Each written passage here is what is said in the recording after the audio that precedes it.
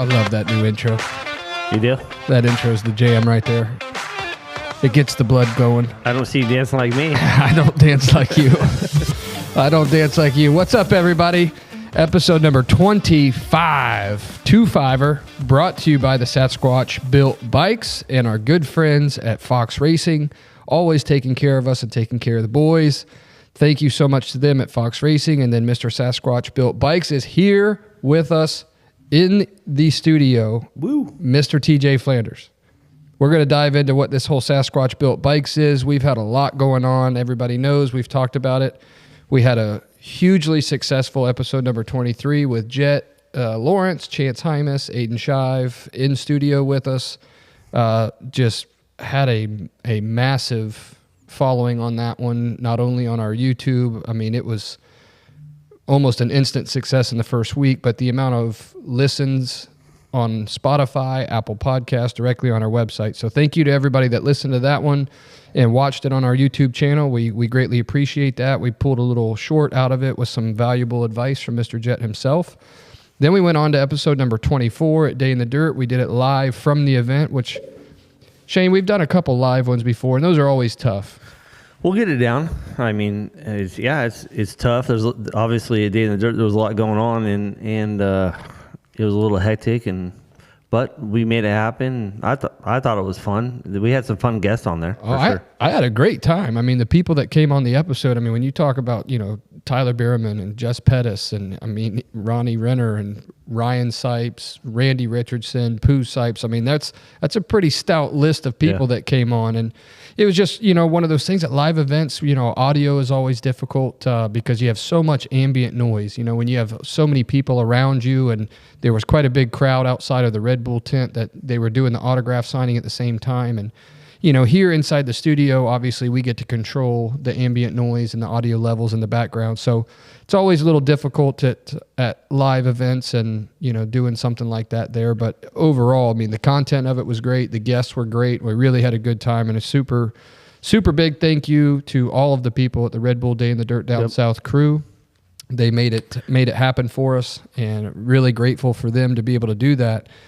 And to tie into that, pretty much all of us got to go to that event. TJ with Sasquatch Built Bikes, you got to be a part of that. I want to get into that 500 here in just a minute.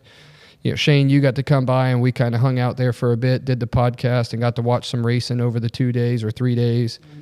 Tyler Kasha, our man sitting back here in the dark, the producer of the show, and sitting back here in the darkness because he doesn't want to be seen. He got to ride that event on the Future MX Cowie 450. Yeah. Super jealous. Yeah. So he got to ride that thing and got to go. His family was there. His brothers were there and got to do some team racing. So maybe we'll actually get some input from him since he's the only one out of us here in the room that rode it. Yeah, I haven't heard results on that at all. Well, the cool thing for us was that the Future MX, which I kind of consider the Future MX family, and even though I'm not blood related to the Sipes, Pooh's become very close to me, and Ryan Sipes, we were camping right next to him and Holly all weekend, but they were the past 2-year defending Ironman champions, and this year Future MX keeps it in the family with Aiden Shive. Yeah, I mean, it's happy for Aiden Shive, but man, it's kind of disappointed for Pooh with those hands, and the poor guy was suffering, and I was like, man, that guy's like the people's champ in my book. Well, I think that there should be a little bit of a classification here of the Ironman, which was simply based on results, versus the Ironman that was the real Ironman here, as in a man of grit out there hanging on to a CR 500, rode it in 5 different races, 2 practices, all weekend long. TJ and him, I'll let TJ explain the story, but all weekend long, fine-tuning and adjusting and getting that thing to where it was. And to go ride that for 3 days straight, yeah, more of a man than I am, I could tell you that. Oh, there's no way I would do that. No, I wouldn't even sign up for that.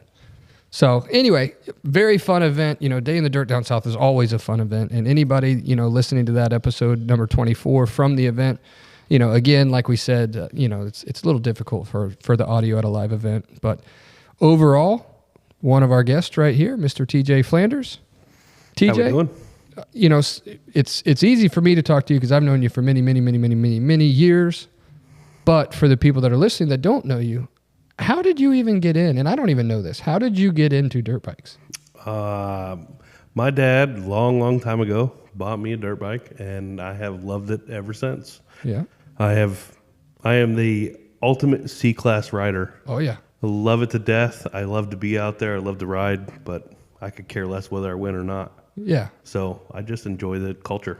Well, that's very similar to the way I am. I mean, I don't know if I've ever, even right now, I don't know if I've ever made it out of the beginner class. Well, I mean, no, me and you, we got B-class plates, son. That's because it's Pre-mod B because they only have a C. We are all in the B class. Yeah, that's right. Yeah. so we get to say that we're B riders, but they don't have a C or beginner class in 100%. the pre-mod class. So Why do you think I went pre-mod? We are B riders because we haven't gotten dead last. Like, we've gotten pretty good results in the B class. So, like, we're B riders. in the pre-mod B, yes. I'm okay with that. That's a fast class. I'm okay with it too because it's a fast class. So I feel like there's more and more people getting into that class though. 100%. Every race I go to, there's more and more getting into that, which is kind of cool. You know, I mean, it kind of changes the sport a little bit. Like instead of everybody going out and buying brand new bikes, Yep. you're getting to bring back and reinvent. And that's kind of one of the things in my mind that when we talk about Sasquatch built bikes, tell the people that are listening that don't know anything about it, what is Sasquatch built bikes? Sasquatch Built Bikes is just a showcase for me to showcase something that I consider a passion. I'm a diesel mechanic by trade, and I love to wrench.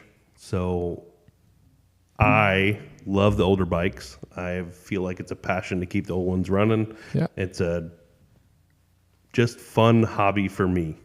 So it's literally just my hobby. So the Sasquatch part is you because you're like 7'5".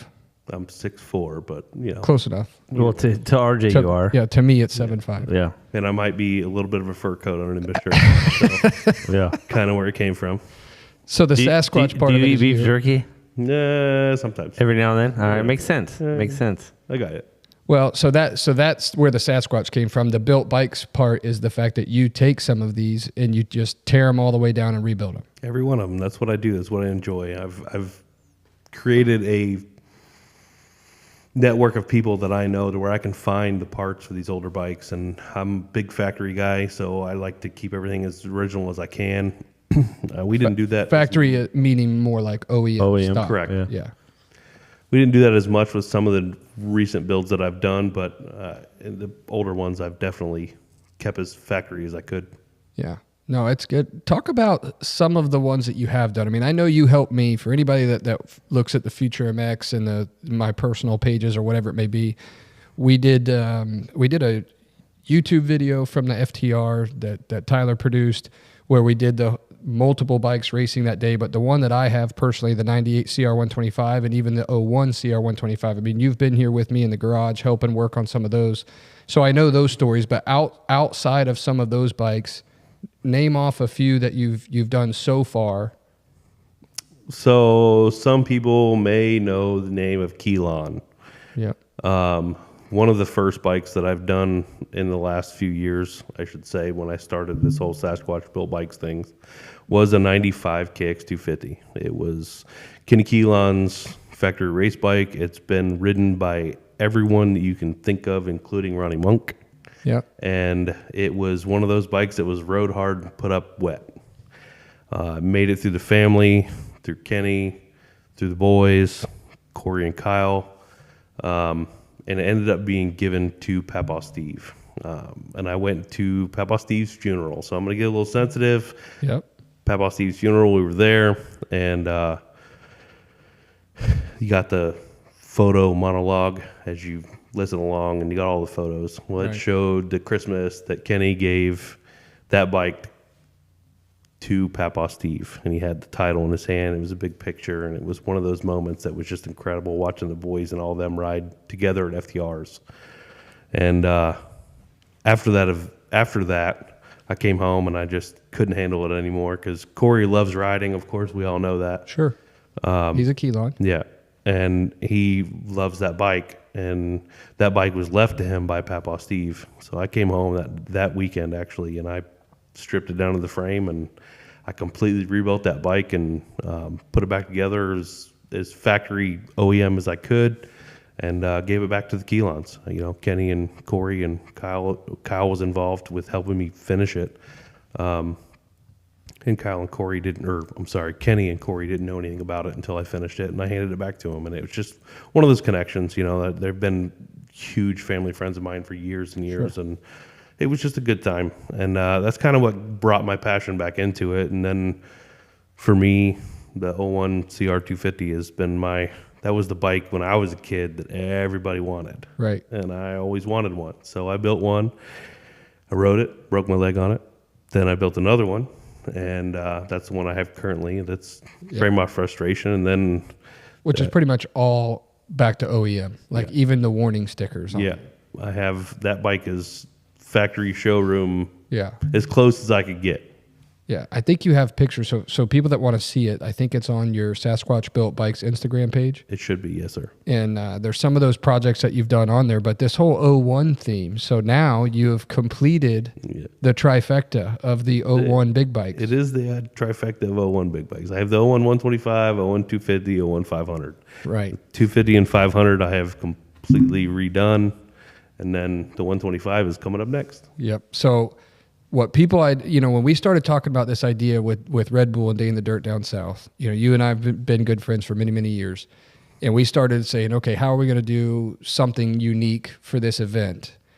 When we started talking about, okay, we're going to do a build for this, we're going to do a build for that. That's when you and I started talking about this whole event and this project, whatever. And you having the trifecta of 01s, having the 125, the 250, and the 500, you and I started talking about that. And it's like, what better way to do this than the 500? And that's when the 500, the CR 500 started. We were dropping some hints that it was going to be a 500. And then we had a lot of help, obviously from you doing the actual project, but then some of our help from sponsors involved, like our tires, Pirelli tires. Huge thank you to Pirelli for giving us tires for this build. And then Step Up MX knocked it out of the park with this custom graphics package, with palm trees and multicolors, very bright, vibrant kit for Definitely this bike. fit the era. Yeah, it was amazing. Very cool. So Ronnie Monk, 612, went out of his way. Yep, knocked the suspension out for us, and then even Pro Taper throwing some bars and a cool crossbar pad that kind of went with the front number plate and everything. So, this thing turned out really cool. If anybody, there's videos of it on our TikTok page where we did a CR500 video on TikTok. We did some shorts on Instagram. Day in the Dirt down south made a super cool video of it, sitting there idling. And that thing's just, it's a beast. That thing is a beast. But that was your 2001 CR500. It still is. Yes, it is. But that people, I think, when we were talking about the episode, we didn't really give a lot of details because we wanted to unveil it at the event, which, we did. Success. People loved it. We had a lot of people coming by the semi taking pictures of it. But the backstory behind that thing is that was a Sasquatch built bike. That was your personal bike that we did this whole project on, and you did a frame off on it. But talk about some of the stuff that you did specifically to that bike. I did everything with the engine. That bike was pretty well mint as far as frame and subframe goes. When I got it, excuse me, it was kind of a basket case. When I got it, I kind of fell into it as a deal, and I'd been looking for an 01 500 for a while. Yeah. And I tripped and fell into it, and it was a basket case. And then you and I came up with the idea about doing it for Day in the Dirt, and it just kind of happened, man. Yeah. I so stripped it down to the frame, and that's what I was going to say. What was some of the first steps there? You powder coated the frame, powder coated the subframe. I'll be honest, powder coating the frame was kind of a good or wrong step. I don't really know, because that frame factory was painted.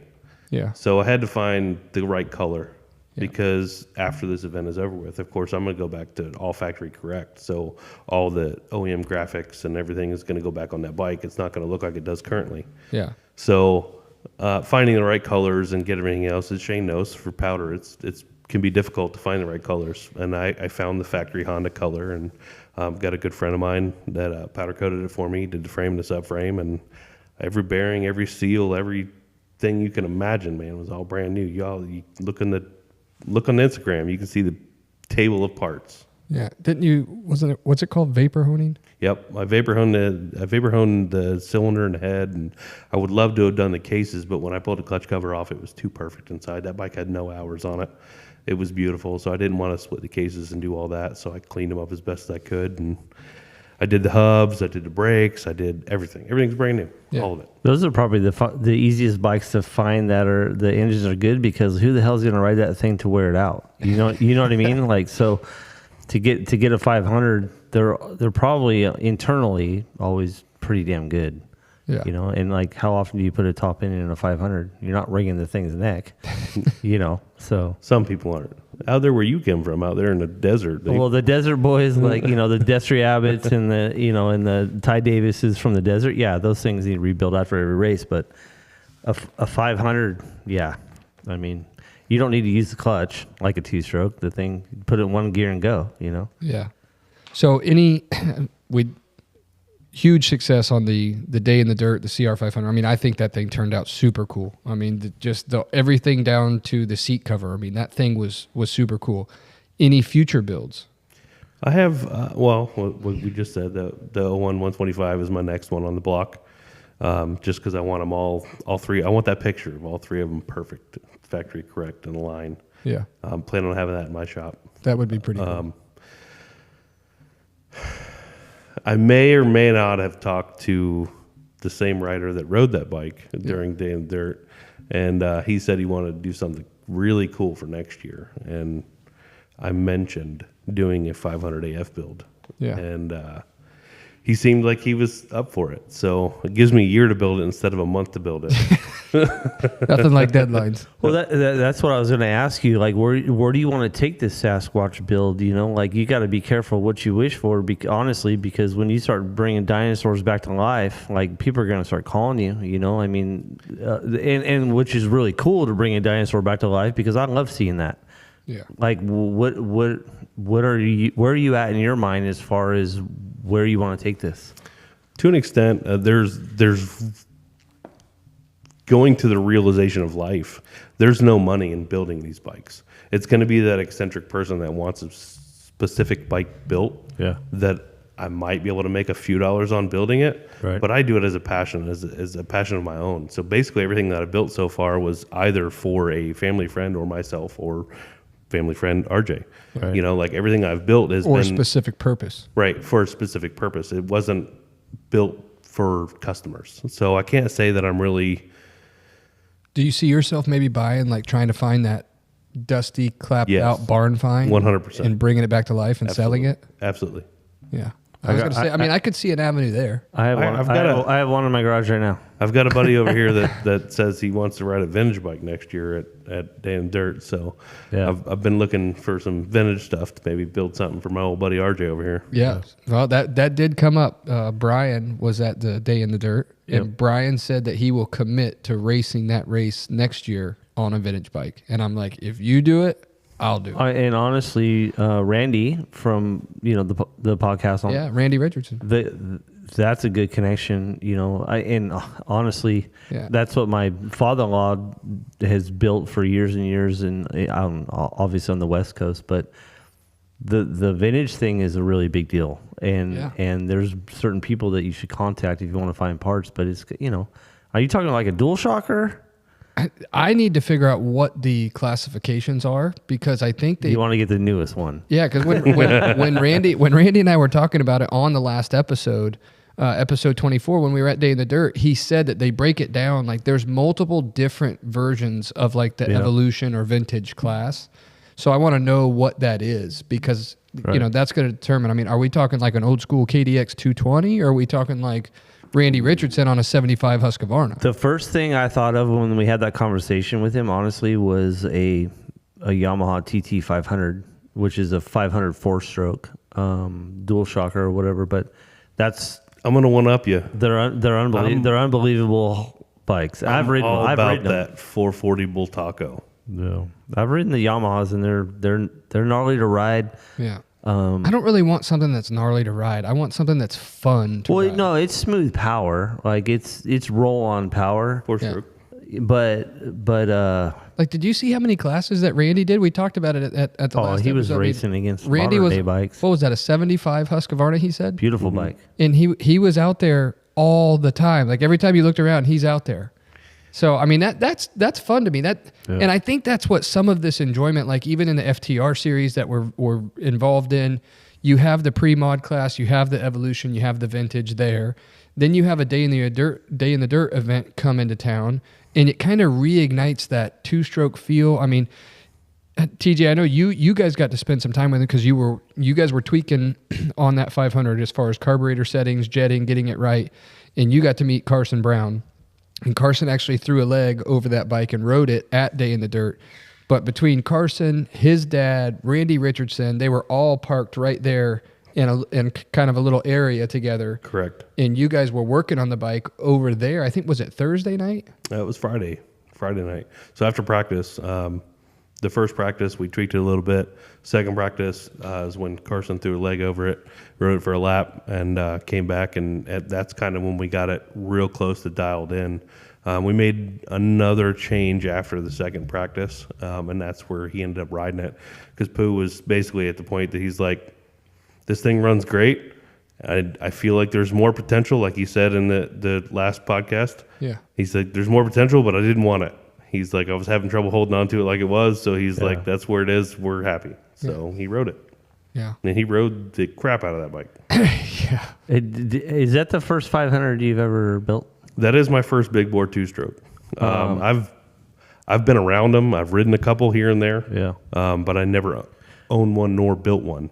What did you learn from it? I mean, be honest. I mean, I could name a couple things right now from what I noticed, when I got to the races, about those 500s specifically. It was honestly, it ended up having to be run way leaner than I expected it to be. Yeah. So I set it up according to Pro Circuit's website because the pipe that I had on it. That's what I set it up to.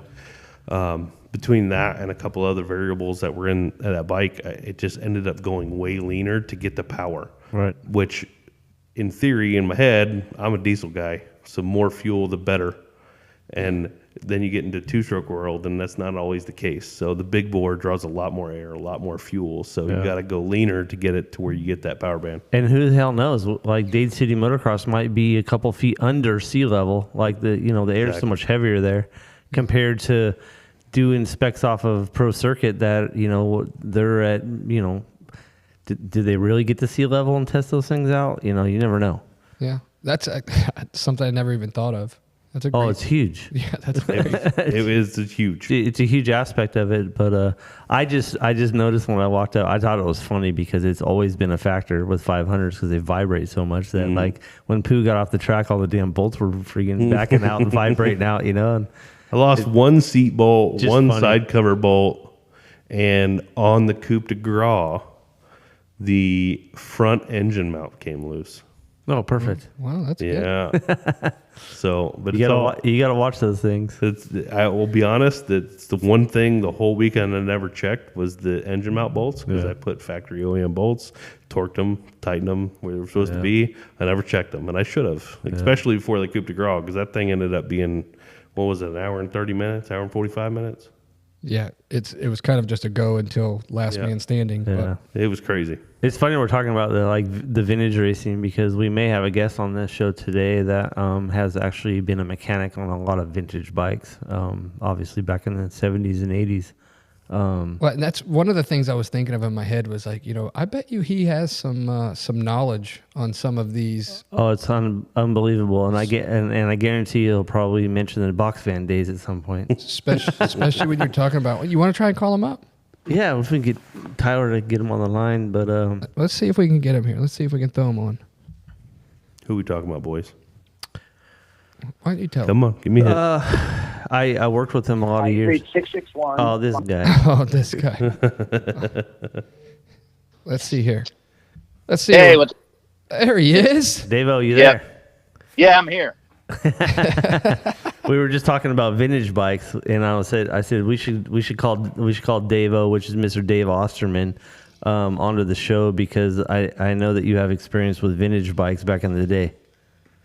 Yeah, a lot of aspirin with vintage bikes. I'm actually taking my big wheel 85 motor apart to as we speak because your guy said I got a half hour more, so I just pulled the water pump cover off. But yeah, guys. So here we are. So Devo, we were talking about the 2001 CR 500. We just did a build for this thing for the Day in the Dirt Down South event specifically. Have you dealt with that CR 500 at all? I mean, I've been in races with guys on them. I was more of a Yamaha guy, but I come from the two-stroke era before all the stuff we have now. So it was, as they say, when men were men. But I know Hunter Lawrence doesn't like that term. But hey, I got to warn everybody right now. Like Devo is pretty witty on his Hunter Lawrence in comparison to when men were men. Like he's pretty good at this stuff, No, but you gotta understand. Look, everything's relative. I think if Babe Ruth was alive today, he'd go, shit, they throw those balls fast, and or shoot, they throw those balls fast. But at the end of the day, let's just face it. I mean, Shane's much older than him too, and he's pals with him. But there were longer motos. It was different. It was just different. The used to go almost outdoors were like, now it's 30+2. It used to be like 45-minute motos, and everything's kind of made for TV now. It's packaged such, and I don't care what anybody says, but you get any kid, any age, well, except for the two-stroke generation, 65s, 85s. But I think the four-strokes have made riders better quicker. It's drained parents' wallets quicker, but I think it's made kids better quicker because they're torquey. They have a lot. They're easier to ride than two-strokes. Yeah, the technologies went a long way. Yeah, my former employer said that. RC has said that. I've heard Stewart say it 50 times. Wyndham, But everything's relative. I don't take nothing away from anybody today. They're certainly talented, and I used to, when Shane and I were together, I always used to get back up to the truck after track walk, and I'd have to relieve myself because I was always like, how do these guys even ride this stuff? It's like really insane, and then sure, it's more discipline when you get outdoors, but indoors can really kill you. It's part ballet and part skill and certainly the horsepower and all that, but man, jumping, triples, then you have that guy out there that does the quad, then everybody's kind of scratching their head. So but no, I mean, it's every generation has their ups and downs, but even in all ball and bat sports, people a lot of times refer to the past because in the past things were a little more antiquated, even football and stuff like that. Even the gear nowadays, even for football, despite all the head injuries, it's not what it was 100 years ago. Of course. Brain situations are from 100 years ago when the guys are still running into each other, but the technology wasn't there to protect them like it is today. So yeah. But So Devo, for the people that are listening to our show that don't know who you are, obviously I've worked with you for a lot of years, so obviously I know who you are. But how did you get into this sport? Obviously from the beginning.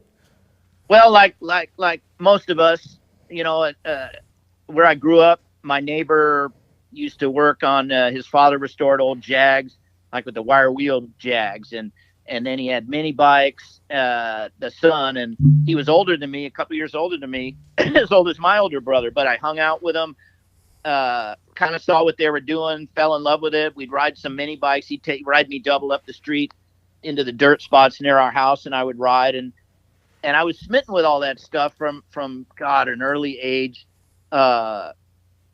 Really, motorsports bit me when I was even younger than that. In junior high, me and some of my buddies got into drag racing.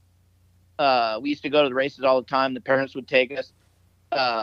We all had jackets with these Pacific Trail jackets with patches on it. But then one day I woke up and I thought, I can play Pop Warner football. I'm in Little League, but I can't drive a car. So then drag racing kind of faded away from me because it wasn't something I could do, Right. And then in my family, my late father was a doctor. So having a doctor's son ride dirt bikes wasn't really fashionable. I don't even believe it's that fashionable today, but they knew I loved it. They didn't really support it per se. like as the story goes, like most people, I forged their name on my first race, and for how good I did, but my mom was pissed. And then one time I went out to the desert with some buddies camping on the weekends with their parents, chaperone, so to speak. We were just kids, junior high. And at that point I had a 125 Bull Taco, and as they say, riding the whoops. I crashed into a washout kind of a thing. I came home looking like Quasimodo. My mom kind of freaked out. So then I stuck with it, and but my other two brothers were a lot more scholastic. I was more the toolbox guy. I got into the mechanics of it, hooked up with some local riders, and I had some skills at a high school, or into high school. I worked for Al Baker R&D, the late Al Baker. I used to make exhaust pipes and suspension kits and all that stuff. Down south in SoCal, there was FMF. But up where I was, there was Al Baker place, and in the heyday of it. So I remember Al Baker, actually. Yeah, and it was pretty cool. I got to tell you a funny story. For Shane and I, our old co-worker, Lars Lindstrom, his dad, Gunnar, used to be a principal at Dirt Bike Magazine, amongst his other accolades in his life, and for Gunnar. And he developed the modern Whirlpool throttle you see on all the bikes, like the Gunnar Gasser. He developed that, invented it, and proofed it at Al Baker's shop. He was in there all the time. I got to know Gunnar. We even did some magazine tests together. He would bring me out as, the knucklehead kid on a 125 Husky or something. They'd shoot photos of me, and all that was really cool. I just being around it, it became clear that I don't think I'm going to be the racer guy. I think I need to be the mechanic kind of guy. And I just, Shane's been around me. I'm not afraid to ask for heat in the back of the bus. So I kind of networked around and got hooked up with people and had, not my success. I've never been that conceited like I made the guy. But let's face it, it does take two on the dance floor. So when my local guys did well, that fared well for me. And I worked for some pretty good guys. I helped Gary Ogden a little bit. Then I got hooked up with Eddie Cole, who back in the day was a hot local guy in my neck of the woods, Factory Cowie. Then he got a Yamaha ride. And he later went on to form Answer Products with Manitou bicycle suspension and all that stuff. So, and he's still around. He's the owner of Matrix. And we're still friendly, our families. And so yeah, I was pretty aggressive with it. So you're obviously you're known for working with Mike Bell as well, right? Yeah, I mean after Eddie Cole, what was funny with Eddie Cole, in the twilight of Eddie's career, he got a Yamaha support ride, which they still kind of have today, and he was good buddies with Bob Hanna, unbeknownst to me. Anyway, we ended up going to the Florida Winter Series, which used to be, back in those days, there was a CMC Golden State Series out west as a warm-up series. And as you guys probably remember too, local racing back in the day was huge. It didn't matter if you're from Ohio or anywhere. The local pro guys on the national tours used to ride local races. Now, God forbid they show up at one. But and all that. But back in the day, so again, on the west we had Golden State. East we had the Florida Series. All the factories supported both coasts. So we went back to Florida. I went with Eddie, as they say, taking showers in pools and sleeping 3 to a bed. But Eddie was buddies with Bob Hanna. So what happened was Rick Burgett was a factory Yamaha guy with Bob Hanna. We're there in the Florida Series. Florida Series, we were in Florida like 5 weeks and going to all these super cool tracks. I mean, I love Florida from that standpoint. And all around Orlando, all these practice tracks, and sure, you go to Florida now, and a lot of that's gone, but replaced by the Star place or like at Chad's old track that the Lawrences, I guess, have now. Shane told me, but at the end of the day, there are practice tracks everywhere, all around Orlando, St. Pete, and all those places. And there even was a place called Orlando Sports Stadium. They used to have such a gnarly sand track there, but so that was all part of the Winter Series. Well, when I was there with Eddie, Rick Burgett's mechanic, the late Larry Carpenter, befriended me. We became good pals. He ended up, I stayed in his room, you know, and the extra bed, he fudged me on his expense account, because what was happening, I was helping Keith McCarty, Hannah's mechanic, and Larry do some things on their bikes, you know, put the side panels on, this and that. But then one time Yamaha sent over a box of these pipe cones with you know, there were no cell phones and no emails, so it was like a fax to the hotel showing you how to make these pipes, and so I did it for those guys, and they were all stoked. That's interesting. So you got faxes to a hotel how to make a pipe? Oh yeah, all kinds of, you know, telex is what it actually was, and you know, showing you how to do it, and you know, and they Shane, you know, the frames back then were steel and they were breaking all the time, so they'd send you drawings of what brackets to make and where to put the brackets, but a lot of times they wouldn't send you the brackets.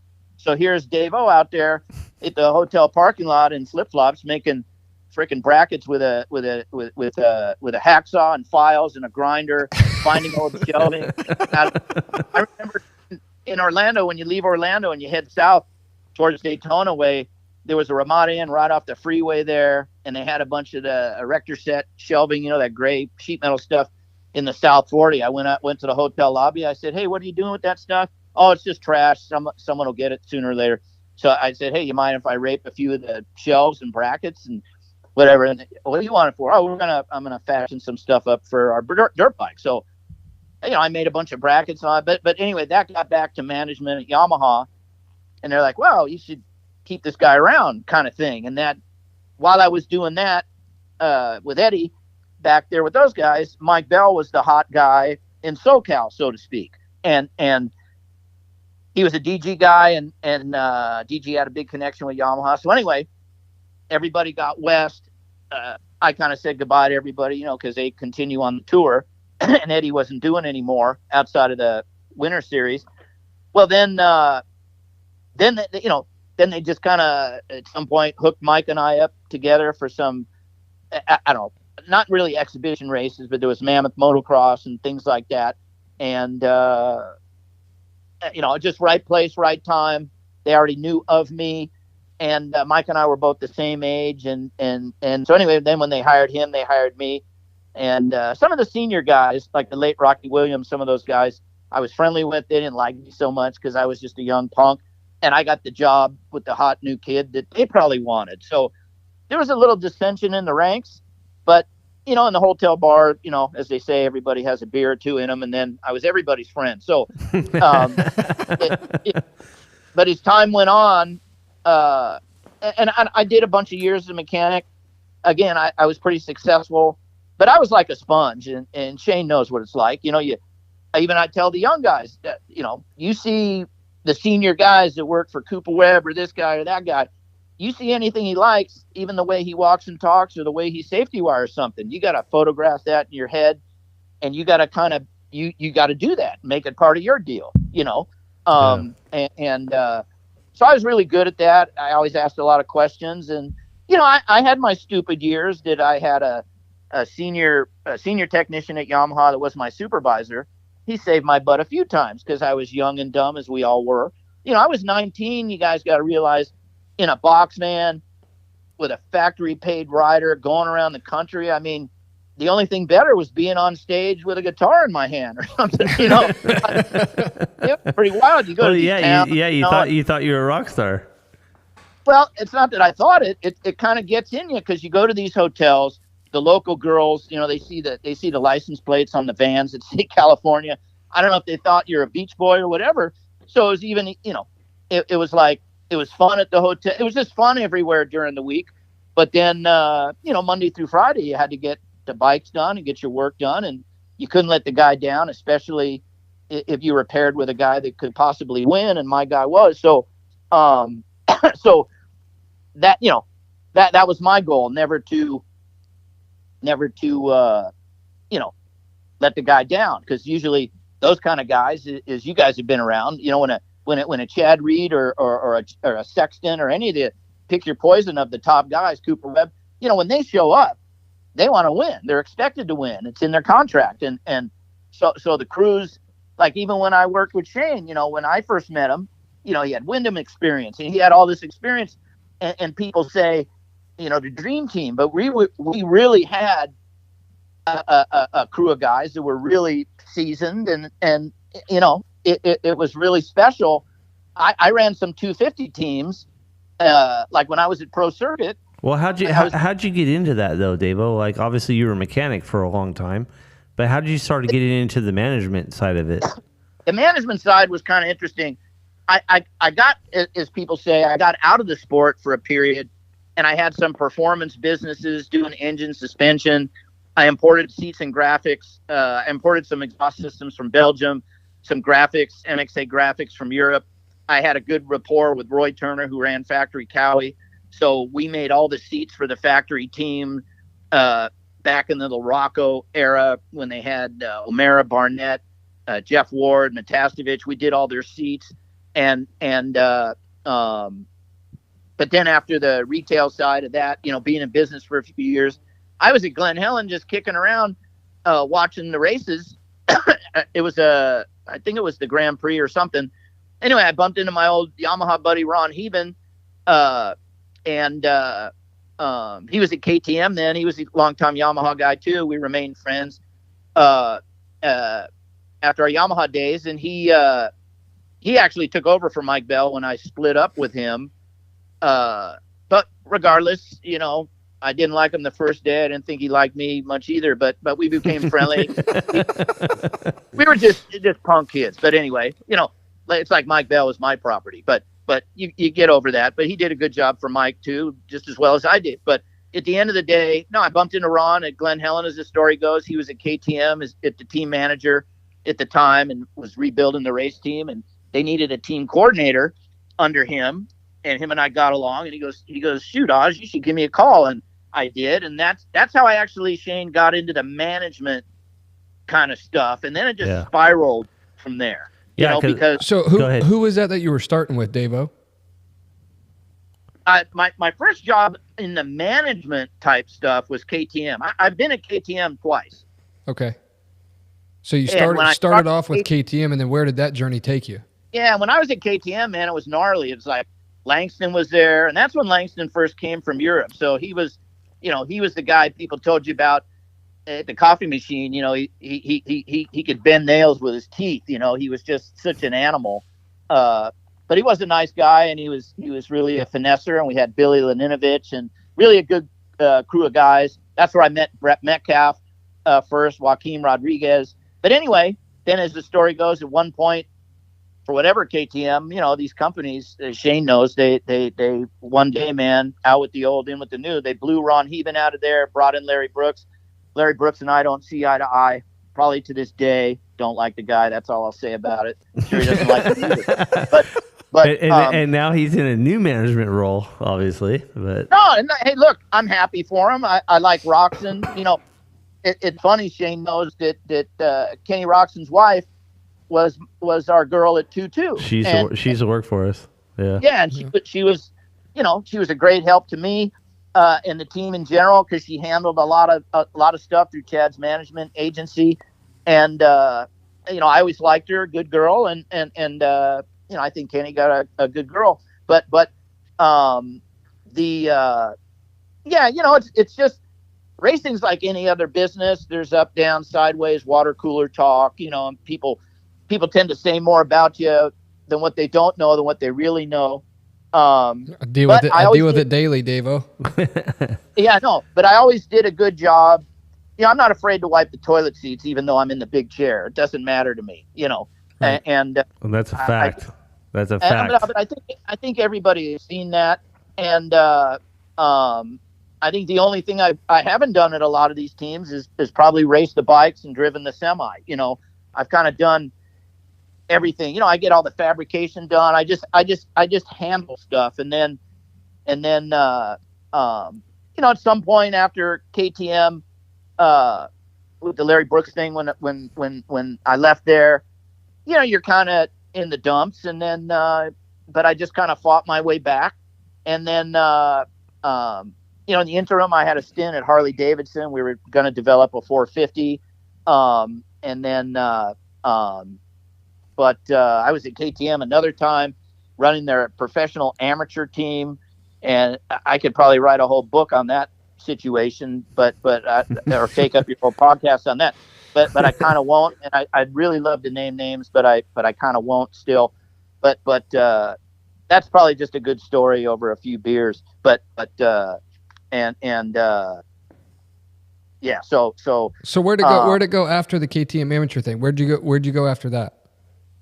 KTM amateur. Well, even before that, when I left factory Yamaha I left factory Yamaha in 1984, right when Van Halen's new album came out. That's how I seem to remember the date. And I got to tell you, as people say, the album kind of got me through those tough times. But I was the political guy there. I didn't go to company picnics. I didn't do any of that stuff. My nose wasn't in anybody's rear end. So everything I was promised kind of went by the wayside, and this and that. And as you do with your parents, when my parents were kind of consoling me, my dad's just like, Junior, you got to get out of there. They keep promising you all this stuff, riders and this and that. And again, rumors were spreading and sexualizing videotapes, about what this mechanic was doing or that mechanic was doing, after hours, or what they were doing. All I got to say is driving those box vans in those days was hectic. To be with winning guys was insane.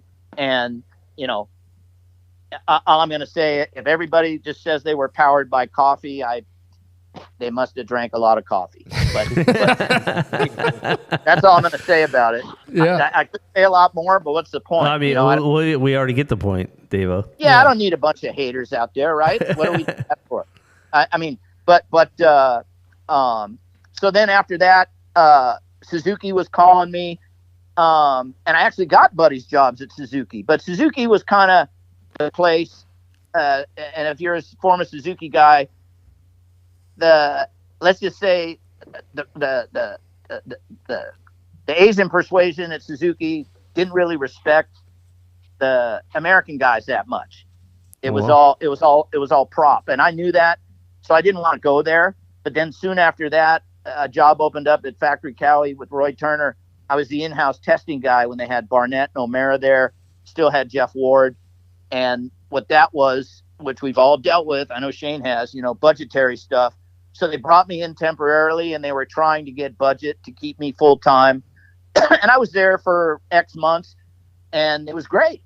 They were really far from where I lived, but I dealt with it.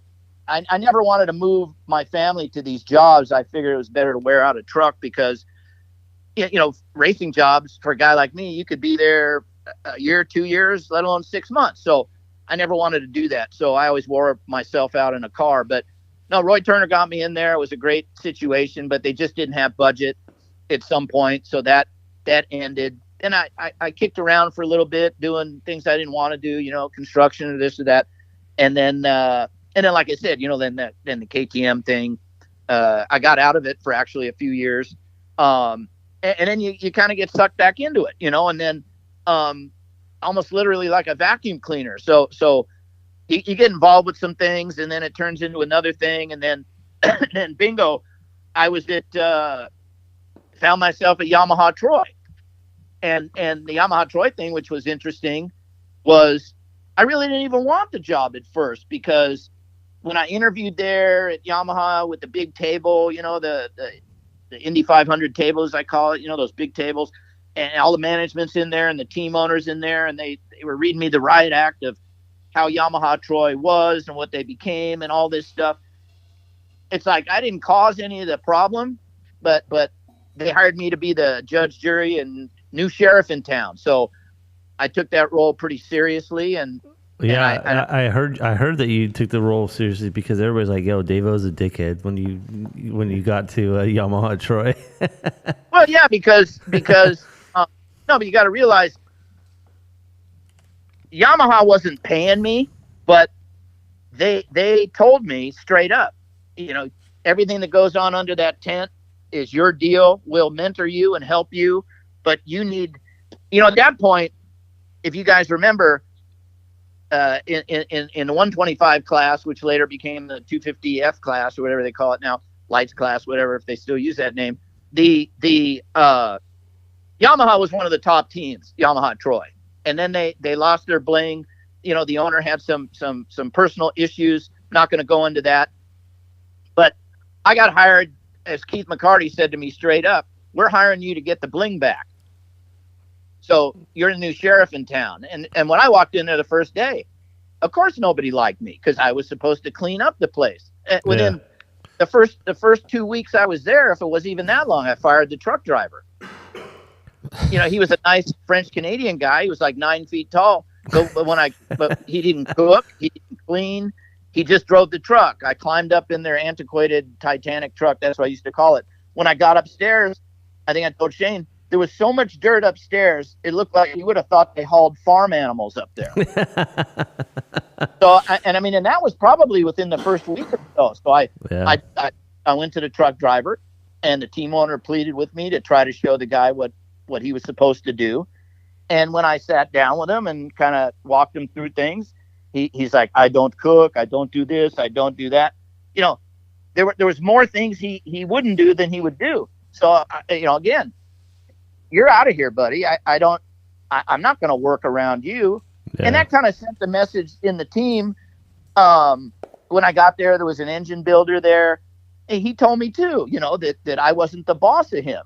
And I looked at him and I go, dude, if I had more power here, that door would be hitting you in the ass so quick your head would spin.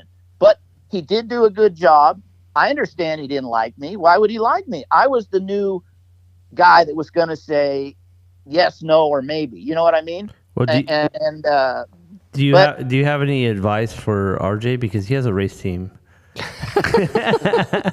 Well, I mean, a race team is about experience. Nobody shows up the first day and knows everything, unless you've been in those spots before. And a lot of the crew is going to challenge you, as Shane knows, and RJ, half the time people walk and talk with their damn cell phone glued to their head. So obviously, if the guy's got a chick or she's getting a boob job or a baby or anything, you can't, there's a time to talk on the phone and there's a time not to talk on the phone. And if these guys are doing an engine or working on the bike and they got the thing sitting on their bench, no, man, you got the authority to walk over there and just tell the kid, hey, look, this bike we can win on this bike, or you can kill a guy on this bike.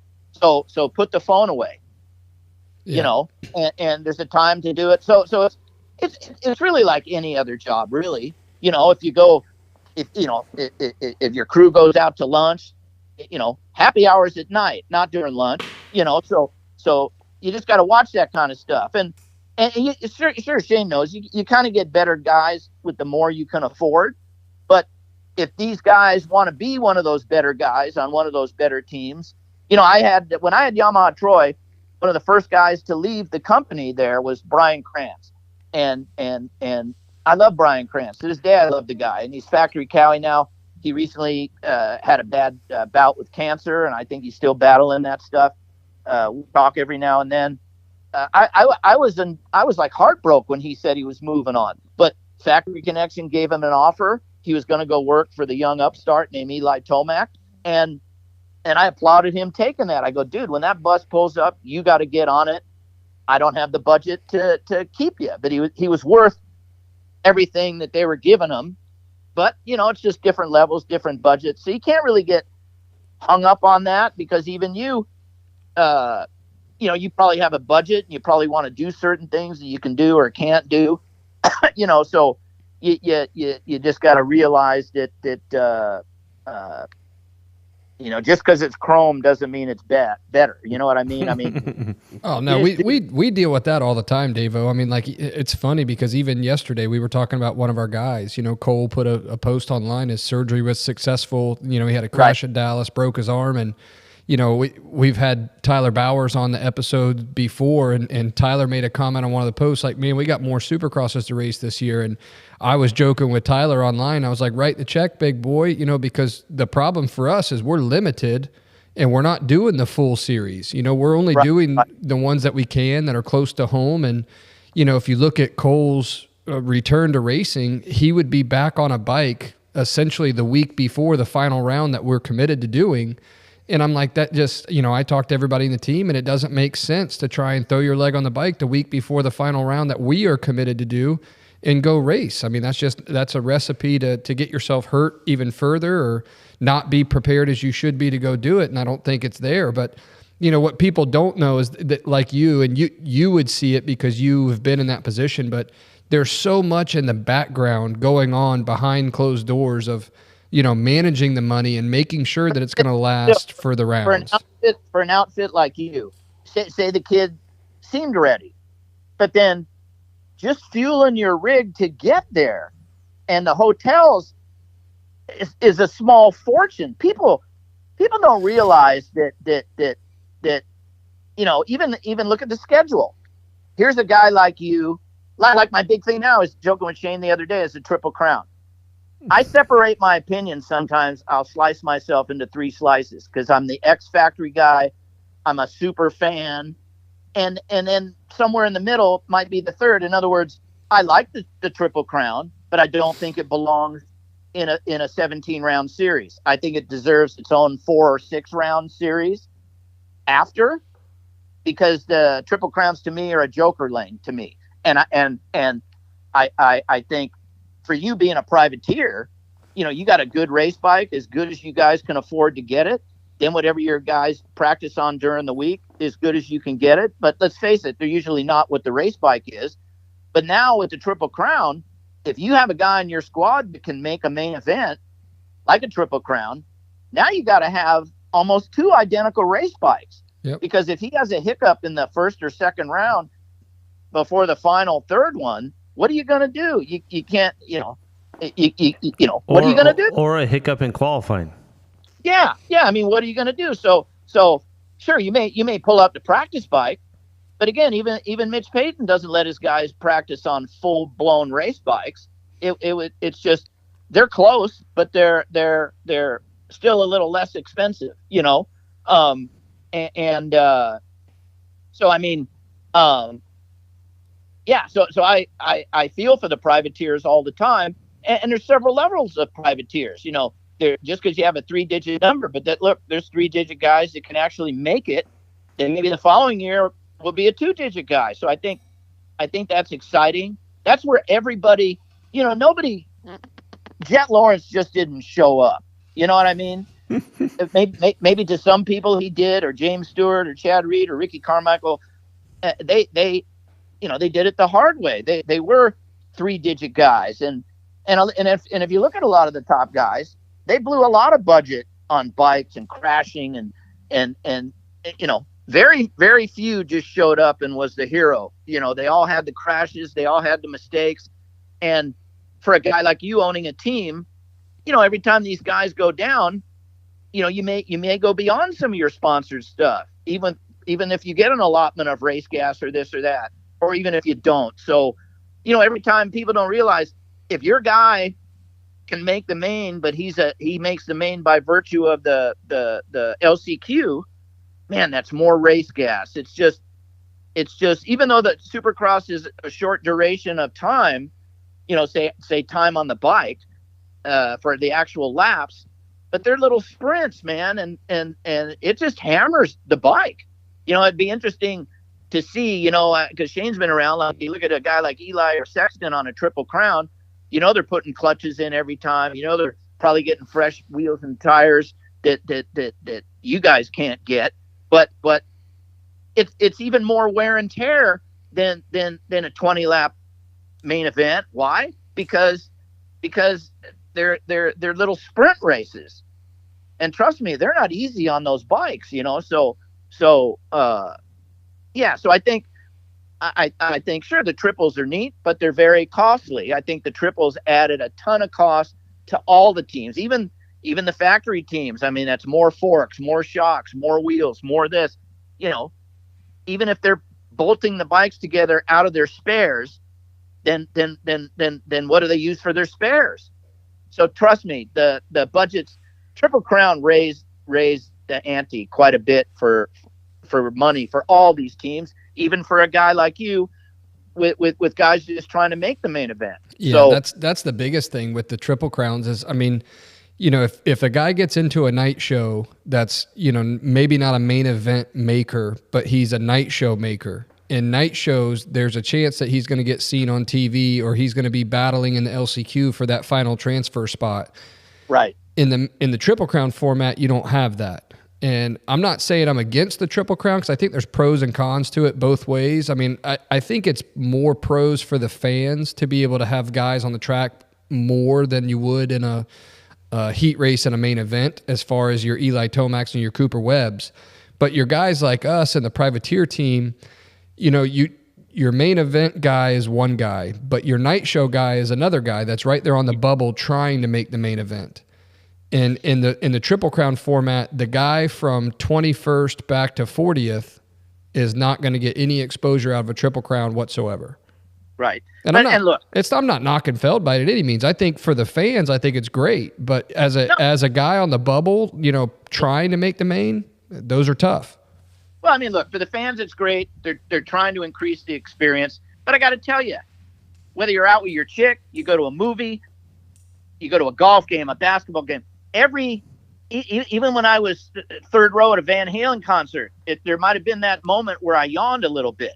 I think everything in life has what I call the yawn moments. You know what I mean? And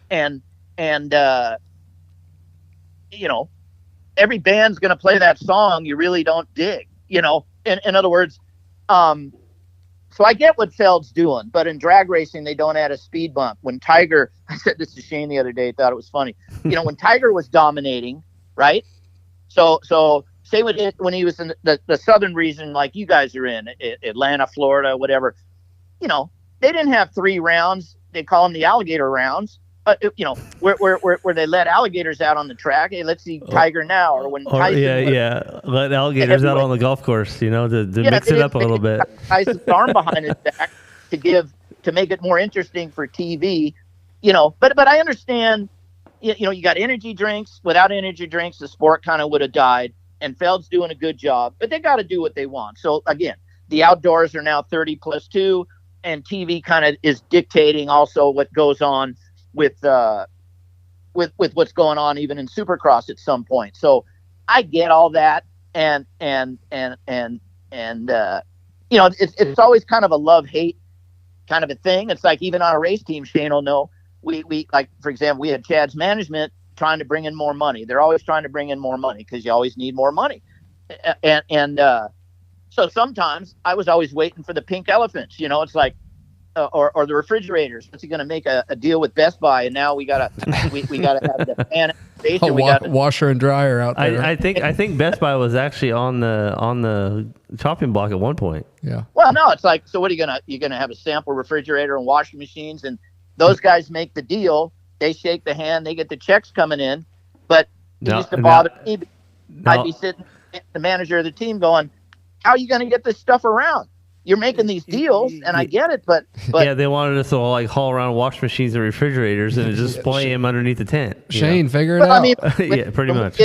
When we did American Discounts Tire, they were a huge part of our deal. And for every region, Shane would have to get the truck labeled from America's to Discount. We had that all worked out. But those guys were a phenomenal sponsor. They're still in the sport, and we love those guys. But I got to tell you, we ended up hauling around this activation thing for them that you know, Chad Reed had one semi. A lot of these other teams, they have a semi just for the burritos and potato chips, you know, but we didn't have that. And so, you know, it was very tough to carry what we were carrying for Chad Reed. And then we had to carry all this activation stuff. So Shane and I anguished over that because it was a huge circus tent. And then we had these inflatable couches and all this stuff. And I got to tell you, once we had it all done, it was pretty cool. But setting it up and tearing it down, you know, I don't think anybody on the team loved that. But, you know, it paid a lot of the bills. You can't complain. But those things come along. You just have to deal with it. So, for a private team like you guys, you know, you need exposure. You need whatever you get. And even Shane and I spoke the other night, as your guys' footprint improves, or your results and your footprint improves, and you get to know these guys at Feld, don't be shy, man. Just ask the guy that parks you, hey, you think we can come out of the nosebleed section a little bit? Yeah. You know, Yeah. and you just tell them straight, hey, we got some people from our hometown. They're a big commercial painting outfit. They may sponsor us. Can you maybe put us 10 trucks further in view instead of 10 trucks further back? So don't ever be afraid. I remember Shane, even working for Chad Reed, if he didn't like where we were parked, indoors or outdoors, he spoke up. Oh, I threw a fit. Yeah, you have to, because that's the truck driver's job, to sometimes be that cocky guy, because and then he can blame it all on me if I fly into town, because you got to do the most for your exposure and your sponsors, whether you got a 1-digit guy or a 3-digit guy. You're always like, even you, man, when you go through the pits, instead of looking at all the pretty girls, you should be looking also at all the other teams you aspire to be, because you can knock off things that they're doing, like their time things for their autographs, or how their tables and chairs are, right down to their setup, or stinking tablecloths, or this or that. So it's just, and then you just, if you don't have the funds, you just save it for a rainy day. But it's a lot of it's about results, and a lot of it's about show as well. So and again, for me, I've been fortunate to be on some good teams with a lot of good people. But again, for myself, like you guys were joking before, I'm just like the school teacher, the substitute teacher. Anybody that's in there is kind of a workhorse, kind of a bulldog. Like, again, Yamaha Troy, they wanted me to shape that place. So they slid into the gutter. My job was to pull it out of it, and I believe I did that, because the proof of that is Jason Lawrence won the title the very next year. Yeah. But I quit before that, just due to political stuff. But I created that. I mean, I got my ears are still ringing from Keith McCarty and upper management at Yamaha at me for that. But I just told them that, you know what? He was just like your Anthony Gobert, because they had a road race guy that was like Jason Lawrence, who can do no wrong once the green light was on. But during the week and how he carried himself at the hotels, he was like Jason Lawrence. He was just pretty loosely wrapped and a troublemaker. But I said, look, you guys sure dealt with that okay. This is kind of the same thing, because there was really nobody else to pull from. And when we tried him, even we had a tryout day at Glen Helen with a bunch of riders from that era. We just had an open casting call. I remember Mitch thought I was a jerk for doing that, but then he started doing it years later, because it really, you get the kids to show up with or without their parents or their girlfriends, and they show up, they put their helmet on, you get to meet them, and you can see these kids, how they adjust to you, even if it's just for an hour. And I got to tell you, when Jason Lawrence rode the bike at Glen Helen that day, there was more hair sticking out of his helmet than in his helmet. He was such a wild child. But I got to tell you, once he got on that bike, he was like a little kid in a candy store. Hey, can I please go a few more laps? He'd come in and go, after 3, 4, 5 laps, hey, is it okay if I go again? I mean, he was unbelievable. And as everybody knows, such a talent. It's a shame he didn't go further than he did. But and then when he ended up winning, we were at the finals, and he thanked me on the stage, which was really cool. He didn't have to do that. And then, as everybody knows, he kind of faded away. But again, that was a situation where I put my neck out there. Again, Yamaha wanted their bling back. They wanted a win. And when Yamaha had Josh Hill and Langston, the Yamahas back then weren't good. They were the Camaro of the class, I used to call it. And everybody else was developing and changing, and the Yamaha just stayed the same. It had its day, but it was over. And when I got there, the riders were all paid too much money and this and that. So again, it was just that, what a learning experience that was. And as I tell people, I know Shane's heard this before, but when I got that job, I never had to say I was so sorry to so many people, because when I took the job, they were a Thor-based team. In other words, all their sponsors were over it, and nobody knew me from Adam per se. And so I was the new face of the thing, and I promised everybody that we'd turn it around, and I had to listen to people just making my ears blue and purple every day for the first few weeks, telling me how put off they were and embarrassed they were and how much money they spent on us and this and that. It was terrible listening to that. But Yamaha did have a great history at Yamaha Troy with a lot of championships, but then they slid. The owner had his issues, and I feel bad that the late Phil Alderton that started it, but he was when my wife and I got into his filing cabinet, he was really a brilliant guy. A lot of his sponsorship proposals rivaled stuff Mitch did and Factory Connection did in its infancy. Because back then, it was really just factory teams. And Mitch really woke the scene up with Pro Circuit, with having the gear the same and this the same. Nobody else really did that back then except the factory teams like Factory Yamaha, say, or Honda, where they had the red, white, and blue clothes and the helmets.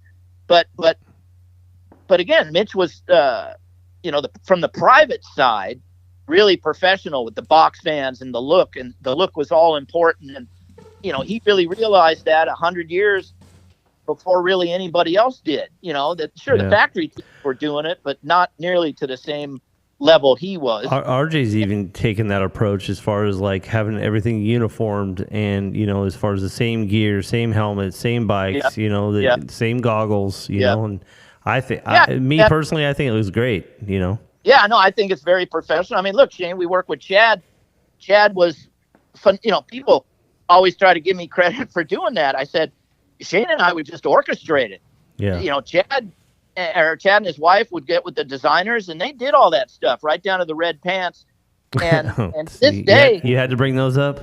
No, but I think to this day we woke up the whole scene. A lot of guys kind of knocked off our stuff, and at least for when Tutu was out there, I think we did a great job.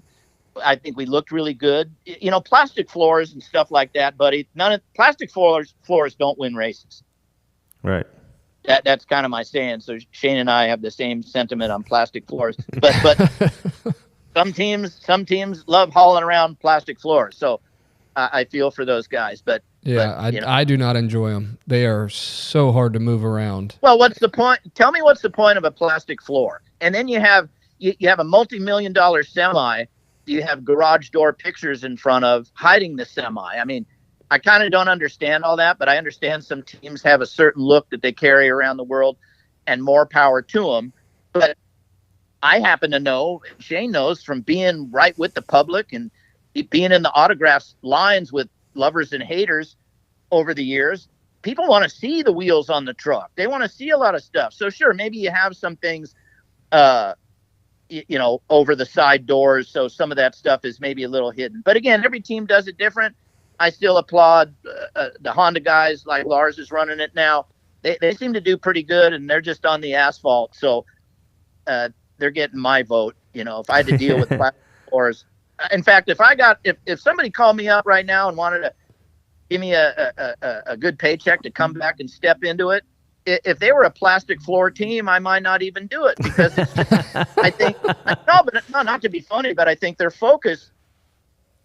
Plastic floors, it's just, even the mighty Pro Circuit that I respect, and I know Shane does too. Mitch is gnarly, and he doesn't even have plastic floors.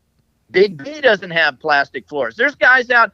Big B's been out there longer than the sport's been around, and no kidding. And he's one of the best guys out there. He's very innovative, great guy, and I love him. Shane loves him, but at the end of the day, I guarantee it.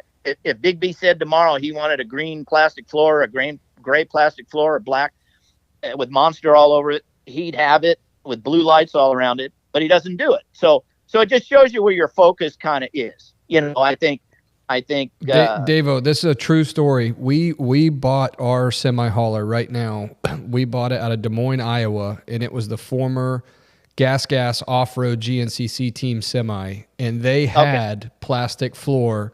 That was the previous year was the KTM factory flooring, and it was in the top of the semi. The very first thing I did when we got it back to Dade City was pull it out of the semi, put it on a pallet, and we got rid of it. Well, you got to realize, but again, I respect KTM they've got a huge presence, even in road race or whatever they do all around the world.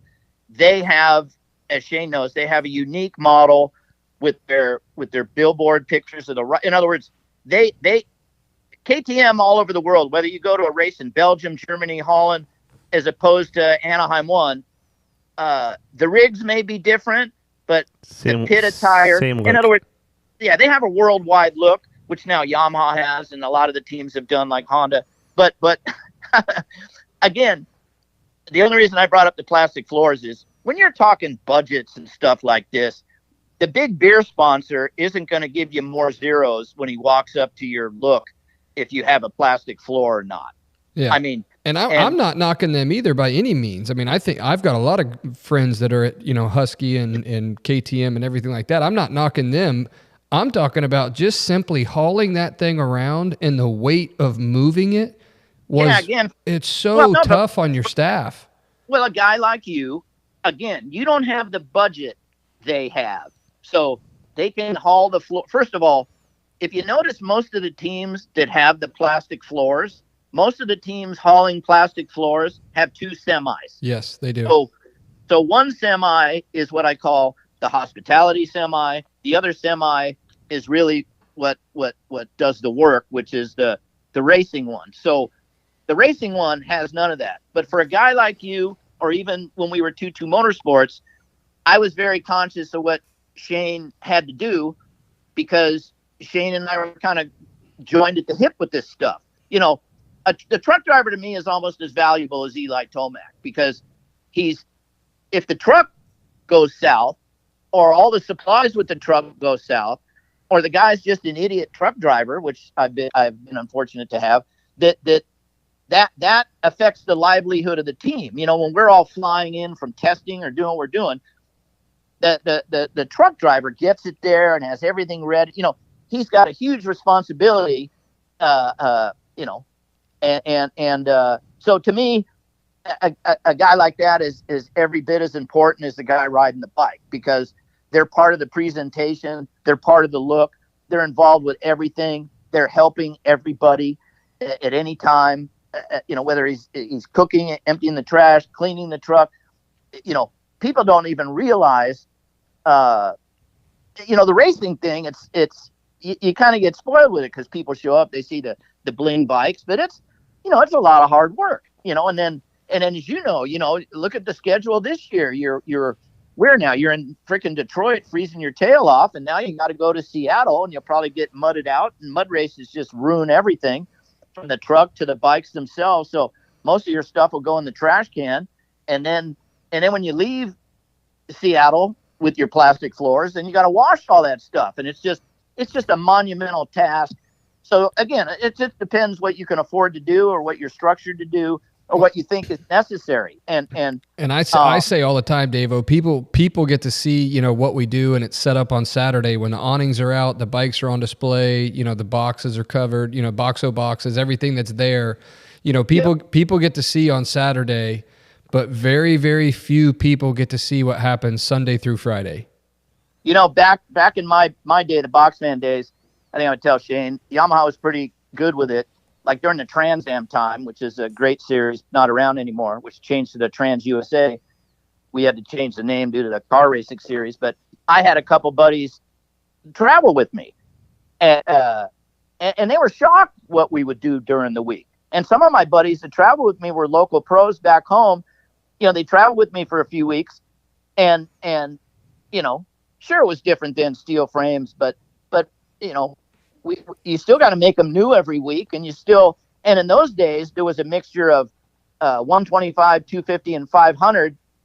It wasn't like now you do 17 rounds of a 450 Supercross, then you do the outdoors. In my day, after a certain period, they were kind of mixed together. So like Glover's guy had to have 125 stuff and 250 stuff in his truck. Mike Bell was a 250, 500 guy. So I had to travel the country with 500 engines and bikes, but what an experience. I wouldn't change it for nothing. With all the, there's a lot of technology now, obviously with EFI, and you got to be a data guy, and there's a lot of genius stuff going on. It's like the bike, part of the bike is like a cell phone. You really got to know what you're doing on it. But again, you still got an ass on the seat and a hand on the throttle. It's got 2 wheels and handlebars, and the guy on the bike. I got to tell you, I remember going to Mammoth.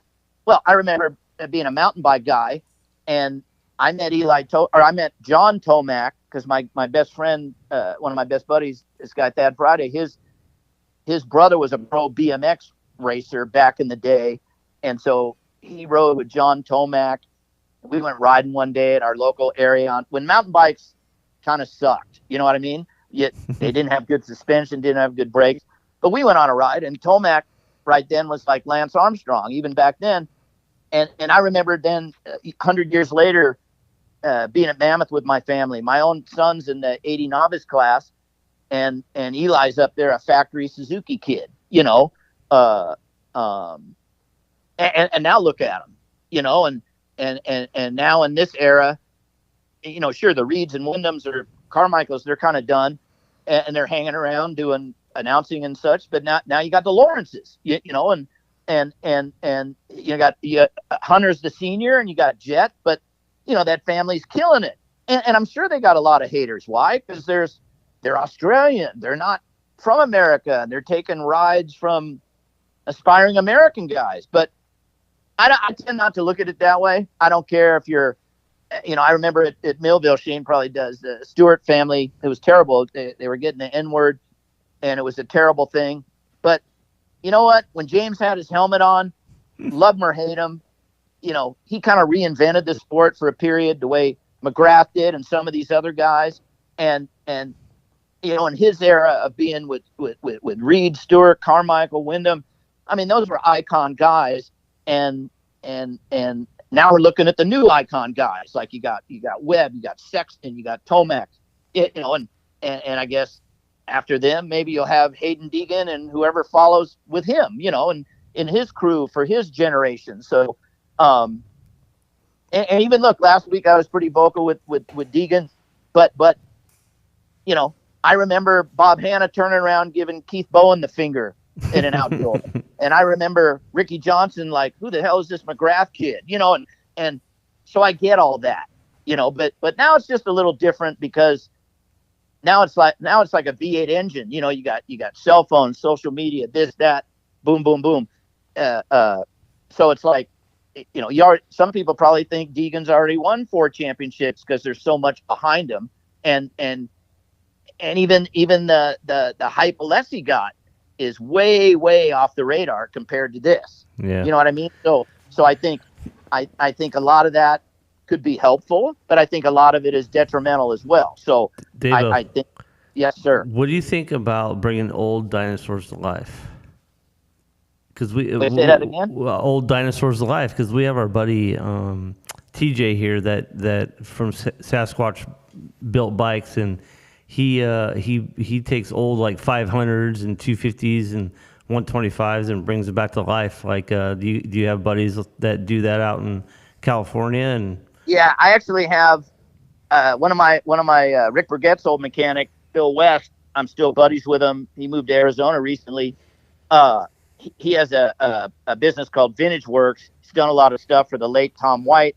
yeah, He's done stuff for Keith McCarty. Phenomenal work. I mean, I've seen before and after pictures that would make your head spin. I personally don't. I like, my new thing, Shane, is I like stuff that works. That's why I bought the Big Wheel 85, because for me, this Big Wheel 85 from Yamaha, it's like a little works bike to me. It's like a 125, pretty much. But it's so cool. If you could afford it, you almost want to put one in your man cave and just look at it. It's so cool. Yeah. Whereas a lot of guys in the club, they're getting these 125 or 150F Hondas you might buy for your wife or your girlfriend. I call them motorhome minis. They get mad when I say that term.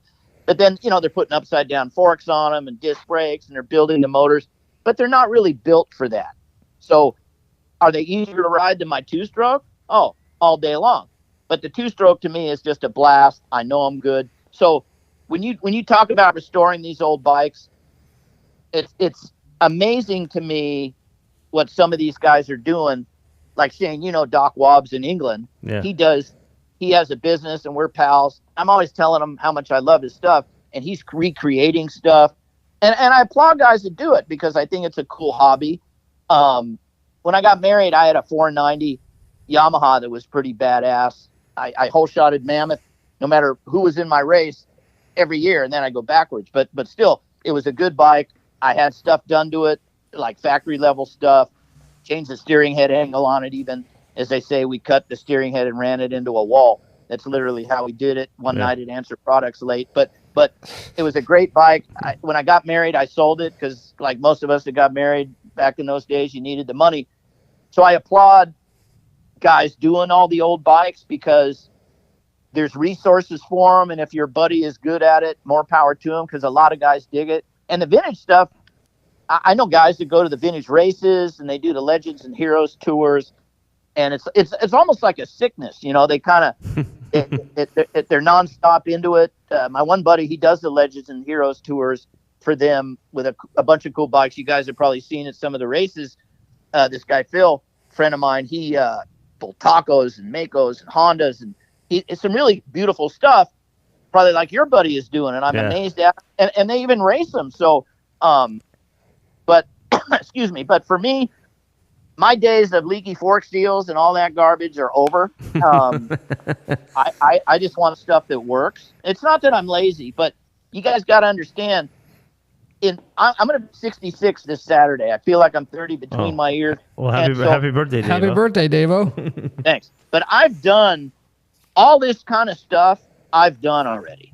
You know what I mean? Yeah. And can we just bring back two strokes? Just bring back two strokes.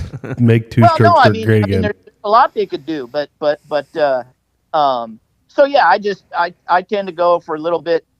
I don't want to go backwards. I mean, if you were in my garage where I'm sitting now on the wall, I've got a bunch of pictures from the old days, and a lot of old bikes and factory bikes. But it was a different time then. It was a different era. But again, for you as a team owner, you got to have your ears open for what's next, but you also just got to learn by example, and you got to try to be smart with it, because as people say, running a race team is a good way to lose money, not really make money. But we're good at doing that. Yeah. Well, trust me, man. There isn't a team out there that is profitable. Everybody. No, we get it. Devo, when's the next time you're going to be in Florida, Devo? Oh, I don't know. My brother lives in Orlando. Shane met him before. Yeah. But look, that's not far from us, man. You got to come in studio. We need to do a whole episode just about you. When Shane punked me years ago with the tablecloths, you got to understand, those were very expensive. They were sublimated printing like a rider's jersey from one of our sponsors, and Shane knew what it kind of. I laugh at it now, but when it happened, I was pretty PO'd about it, because. Look, when I was with KTM, we had a bunch of stuff stolen. Yeah, well, hey, when we were in Salt Lake City, you guys, when I worked for KTM, when Lauren was the driver, Shane, remember Lauren? Yeah, big deal. I love Lauren, but one night it was freezing cold. We left the lift gate up on the semi, and on the tent cart, the awning was there with the awning bags. And if Shane knows, I'd pay anybody to go 100 yards carrying a tent cart, let alone 20 feet. It's a two-man job, sometimes job. You're like drunken sailors carrying the thing. But if you guys can believe it, we showed up the next day to Salt Lake City to set up our awning, and it was gone. Yeah. Somebody took it. Never, to this day, 20 years later, never heard hide nor hair of anything. I saw it. I saw a sailboat over here in Tampa that it said KTM on it, and they made a sail out of it onto the sailboat. Devo. Oh, well then, yeah. How did it get from Salt Lake to Florida? Who knows? But at least at the time it disappeared, and at least for many months after that, nobody heard nothing. But, well, Devo, we loved having you on the show. We want to have you again if that's possible. Yeah, as you can tell, I love to talk about stuff. Yeah, we need to get you when you come into Florida to see your brother, man. We're not far from Orlando, so when you guys connect, we need to get you in studio and sit down, and we'll do an episode to really dive in deep into some of the the history of you and the sport, of being in the sport, and some of the highs and the lows that you've experienced throughout that. So we need to get you in studio to do that. Yeah, no, that'd be great. Like I said, I'm willing to do it anytime. Come on, Devo, you don't got nothing else to do but come out to Florida. At some point, I could see myself doing that, but I came out there for my brother's 60th birthday, so we could certainly do that again. But yeah, there's really a lot to cover. Yeah, for sure. I've done some of these elsewhere, and there's really a lot to cover. And sometimes, a guy like me, I could just ramble on, so you kind of got to corral me. Or whoever. Well, you got so much history in the sport, in a span of, what'd you say? You started in 14 and getting ready to turn 66 this Saturday. I mean, that's a lot of time to be around it, and the amount of people and the stories you have. But what's funny though, Shane and I were talking the other day. It's not much different. You know what I mean? In other words, as far as then to now? It's still motorcycle racing. Yeah, it is. 30 years later, 40 years later, the AMA is still the AMA. They're still doing stupid stuff. In other words, they're still trying to grow the sport, as they say. Yeah.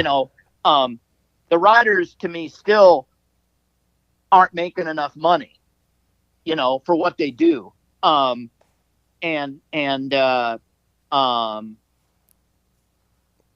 Recently you saw Max Anstey on a thing, and I thought for sure that Firepower guys would do the outdoors, especially when you hear rumors. You guys, I'm sure, have heard that this might be the last year after Hunter and Jet clean up everything, that Honda's not going to have the 250 team in-house anymore.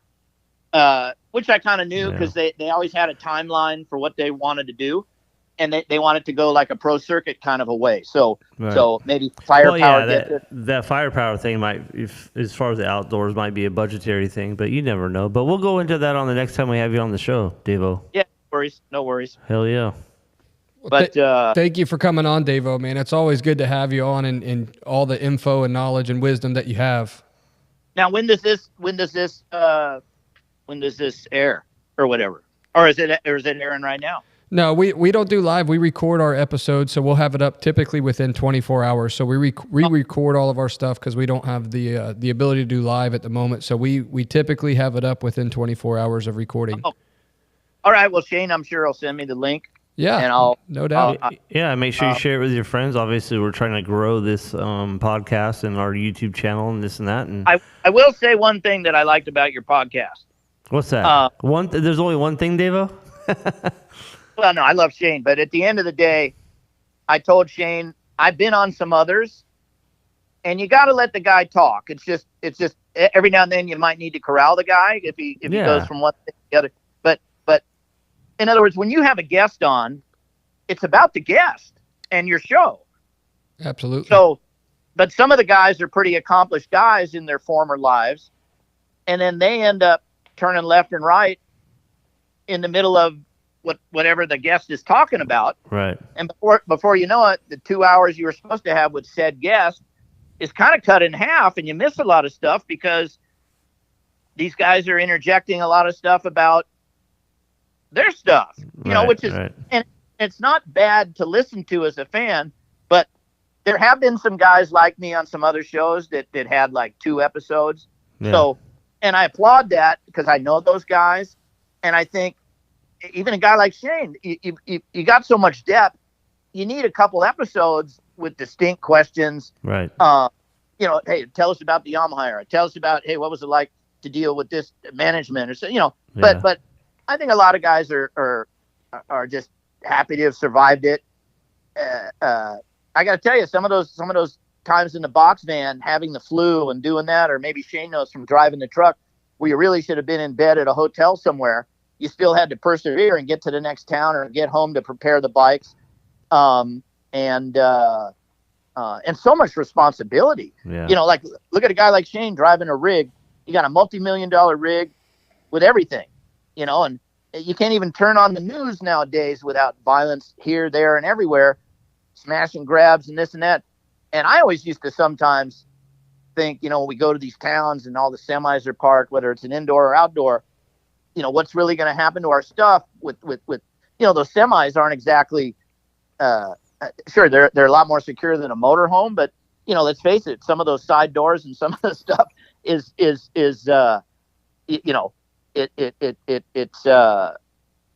pretty risky. Well, you had me. You never had to worry about it. Yeah, but you know what it's and you go to some shady kind of places, and they're driving cross country with the big billboards. In my day, you almost didn't want the billboard because the factories were worried that it would draw attention. But who's to say? The biggest thing is the truck has to get there. Yeah, and everybody's got to have a smile on their face and the right hat. We're trying, Devo. We're trying. But no, how many years have you guys been doing it? Yeah, we've been in the amateur side for a while, but this is our first year of trying to do East Coast lights in the pro side. We're not even going to run the full series. We're just doing select rounds. But there's nothing wrong with that. How many years in the amateurs? Oh man, we started helping guys probably 5 years ago. Yeah, okay. So people make jokes about the amateurs, but amateurs are no less professional. Sure, the races are shorter and this and that. The kids are younger, but you still got to have a presence to attract the good kids, right? And you still gotta persevere with the kids you got to try to get to the next level to get the good kids. And now, and like I tell you, like if you look at like Bobby Hewitt or some of these guys that came up through amateurs, in the beginning, Mitch Payton might not even given those guys the time of day. You kind of got to earn it. And then, but he certainly turned into a good situation with the professional ranks. And I know a lot of the mechanics and some of the even drivers came from amateur or this or that. So, yeah, it definitely doesn't happen overnight, No, it doesn't, I mean, the only thing amateur is really just the name amateur, but I mean, you go to a big event like Mammoth or something like that, or in your neck of the woods, some of these big amateur races. Mini-O's. Yeah, Mini-O's, and there's the next Eli Tomacs, or Chase Sextons or Ken Roxons, they're 8, 9, 10 years old if they're not even younger, and their parents are committed, they can afford it or whatever they're doing to be there. We'll be old and gray watching them pretty soon. Yeah, for sure. But. Well, yeah. Devo, for sure, we want to have you back on the show. Hopefully, inside the studio. But obviously, there's a lot more things that we'd like to talk to you about, and you have a lot of knowledge, buddy. Yeah, you just got to corral me. That's all. Well, thank you so much, Devo. We will try and coordinate that next one for you. But we appreciate you taking the time out of your day to come on the show and speak with us with all the knowledge and wisdom, and we greatly appreciate it, man. Yeah, no, that's always flattering when someone wants to even talk to you. So, you know what I mean? In my case, I don't talk to you over the phone as much as I should. I mean, my life's busy with work, and I know you got a lot going on, and so, I'm very happy to have you on here. No, look, Shane and I got along good. I'd recommend. We still do, Devo. We still get along good. No, hey, look, I think I told Shane before we close this out, I don't really go to the events anymore. Lars, Shane, Oscar, Chad, everybody. I still keep in contact with some of those guys, not probably as much as I should, and they're all busy. So what, everybody, as long as they're happy killing it, that's okay. I just, I watch a lot of the races from my couch, man. It's just, I got the dogs there, the bathroom's right there. I can get a couple pretzels or something. Yeah. I don't have to deal with it. Prater and Gendro have always been good to me and my family. And he took care of me when 2-2 ended with passes and stuff. I could probably even orchestrate that today, but it's like, again, I like watching it on the couch. I'm still a huge fan. I talk to Glover once in a blue moon or even on Facebook, and now that I'm out of it, I still get little perks from Dunlop or this or that. There's some companies that still give me the time of day, in the form of a discount from my past, which is always kind of flattering and cool, because tires are expensive, even on an 85. But no, like I said, I wouldn't trade it for nothing. there's probably some stupid stuff I'd probably like to have done differently, or but you can only redo that in movies, so it kind of is what it is. But no, that's cool. You guys have this going, and certainly in that region, Yeah. And hopefully it just grows. Yeah, well, thank you so much, Devo. We appreciate that, and let me know anytime you need a pass to a race. I'm sure Shane can get one for you. Yeah. No, I'm not. Like I said, I'm not too worried about it. The only pass that's usually hard to come by is through MX Sports, but that's kind of another story. But that's another podcast. That's another episode right there. Yeah, I mean, I've never had an issue with any of the Supercross promoters and all the generations. But MX Sports is MX Sports, and I'll just leave it at that. But all right, David. Well, you have a good evening. All right, I know you're 3 hours behind us, so you're going to have an evening. Our evening's pretty much over. So yeah, it's almost 4:45 on my end. There you go. There you go. Well, thank you, Devo. We greatly appreciate you, man. Yeah, have a good night, and I'll talk to you, Shane. Thanks. All right, see you, buddy. See you guys. Okay, bye. Dude, talk about the knowledge that guy has. It's a lot of years. Man, just he's done so many different things. I was asking him about like building bikes for TJ because I know he knows every vintage bike builder there is. Yeah. To have his contacts would be amazing. Yeah. Yeah. Well, I mean, just being able to talk to him on the episode and have him there, I mean, that's a relationship made and a relationship gained. But, as much as I would love to sit and talk to Devo forever. Oh, yeah. And I mean, the guy, like he mentioned, he loves to talk, but I mean, he's got a lot of knowledge. He's got a lot of history in the sport, and he's been in every aspect of it, from the mechanic side, driving a box fan, team management side, and putting together and helping you guys with 2-2 Motorsports. I mean, the guy knows a lot. Yeah. And knows a lot of people in the sport too. So, I mean, just like we mentioned, that could be a one-on-one sit down with him to have a whole single episode just about him. But I feel like it could be multiple episodes. yeah, it could be. But one thing that I did want to tackle before we try and wrap this thing up, which I know we're sitting around an hour and 45 minutes right now, but all good. The current Supercross season and this past race, there's two major dramatic topics to talk about. And I'm sure Tyler Kasha has a couple inputs on this on his own. Question is, where are we starting? Well, just like the series and the racing starts, I mean, I'm thinking we start with the lights class, but the race that we're talking about right now has got to be Detroit, because it was the most recent Supercross race for us of the schedule in the series. And watching this race, I mean, our team did not travel to Detroit. That was not one of the ones that we committed to just because of fuel and distance and budget, just like Devo was talking about. But watching this lights drama, the two biggest topics, you got the Star Yamaha teammates, and then you got the heartbreak from the KTM number 7, which our boy AP. But I'm going to start with the Star Yamaha stuff, and I want to get your guys' input and your take. TJ, I'm going to start with you. You watched it. You talked about it. You and I have talked about it before the episode. You've got the young gun and Hayden Deegan, and you've got the contender, the title contender, Jordan Smith, who was the closest one in points to Hunter Lawrence going into that round. And then they tangle in the heat race. Jordan goes into LCQ, has more issues, doesn't even make the main.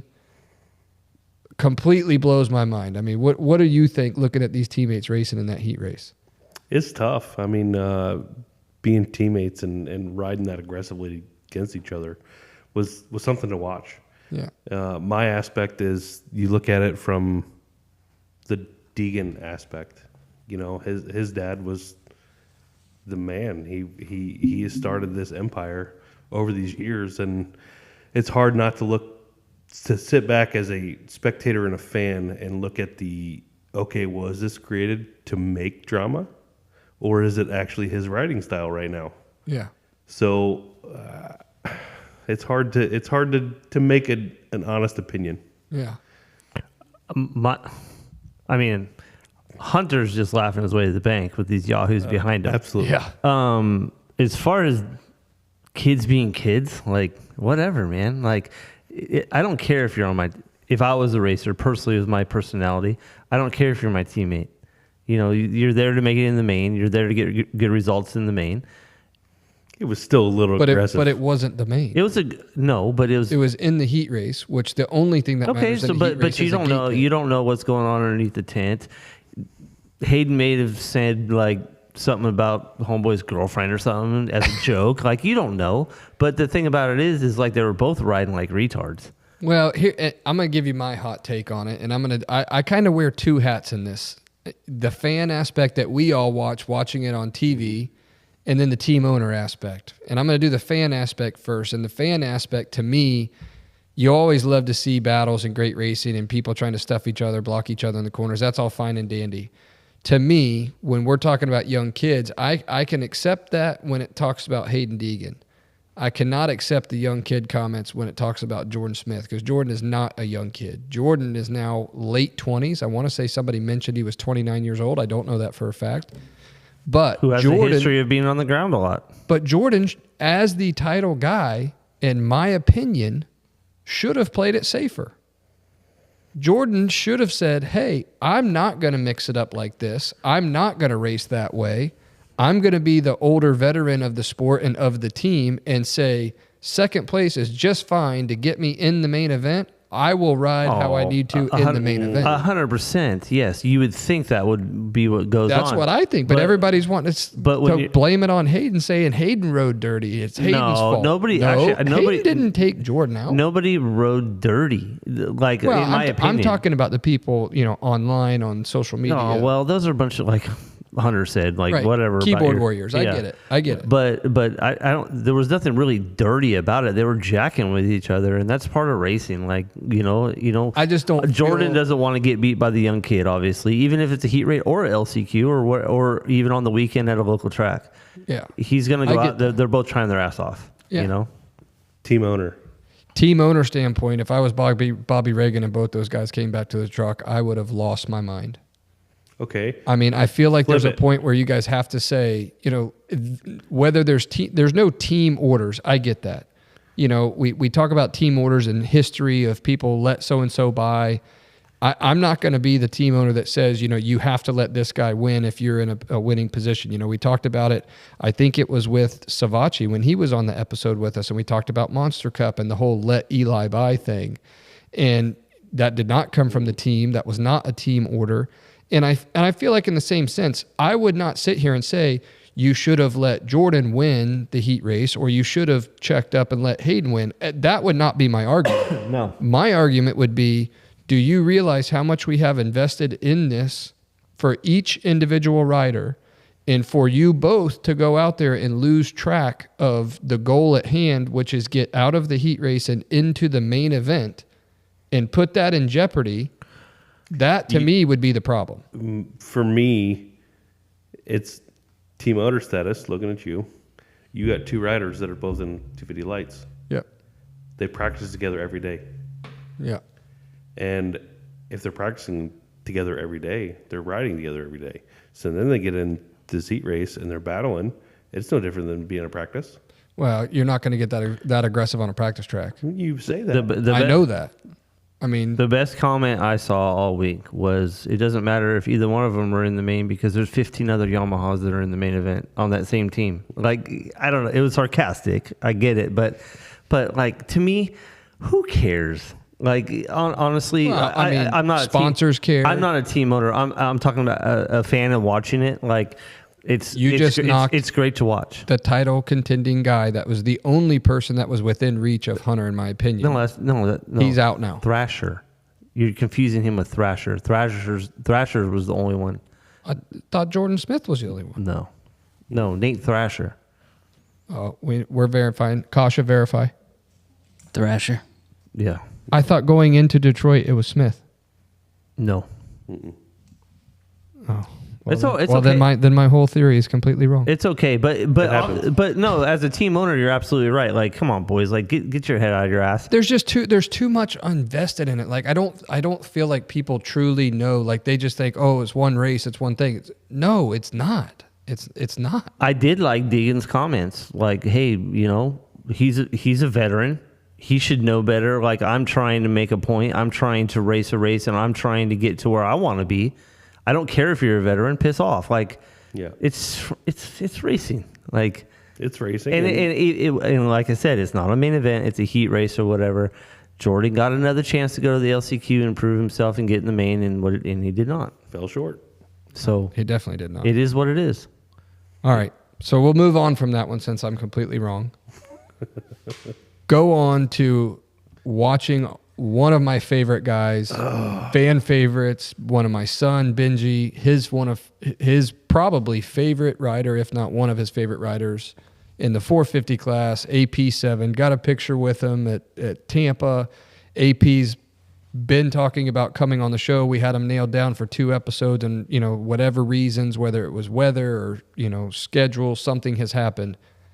The guy takes off, leads every lap of the 450 main event, and then one mistake takes it all away. That's all it takes. One mistake. How gutted were you, though, seeing that happen? It was terrible. I definitely felt for the guy, but, that's how many times have you seen it happen before in the past? One corner, one mistake, A lot. one oops, and you lost it. There's really nothing to say about it. I don't have an opinion on it because he said that he'd been sitting down that whole time in that rut, and he chose to stand up that time, and his foot got hooked, and shit, crap happens, or however you want to say it. Yeah. But it sucks. Obviously, the guy was obviously upset because of all the hard work that goes into it, and he finally it was like right on his fingertips. If he's riding that good, right, that race, well, he's obviously on the top of his game. He'll be up there, and he'll get it again eventually. Absolutely. Well, I So from a fan standpoint, I want to know where the visor went. it got knocked off when he Exactly, but where's the visor now? I want the visor. pushed up in a dirt pile somewhere. It's in the dirt for next year. It's in the dirt for Hey, Detroit, sitting whatever outside. happens.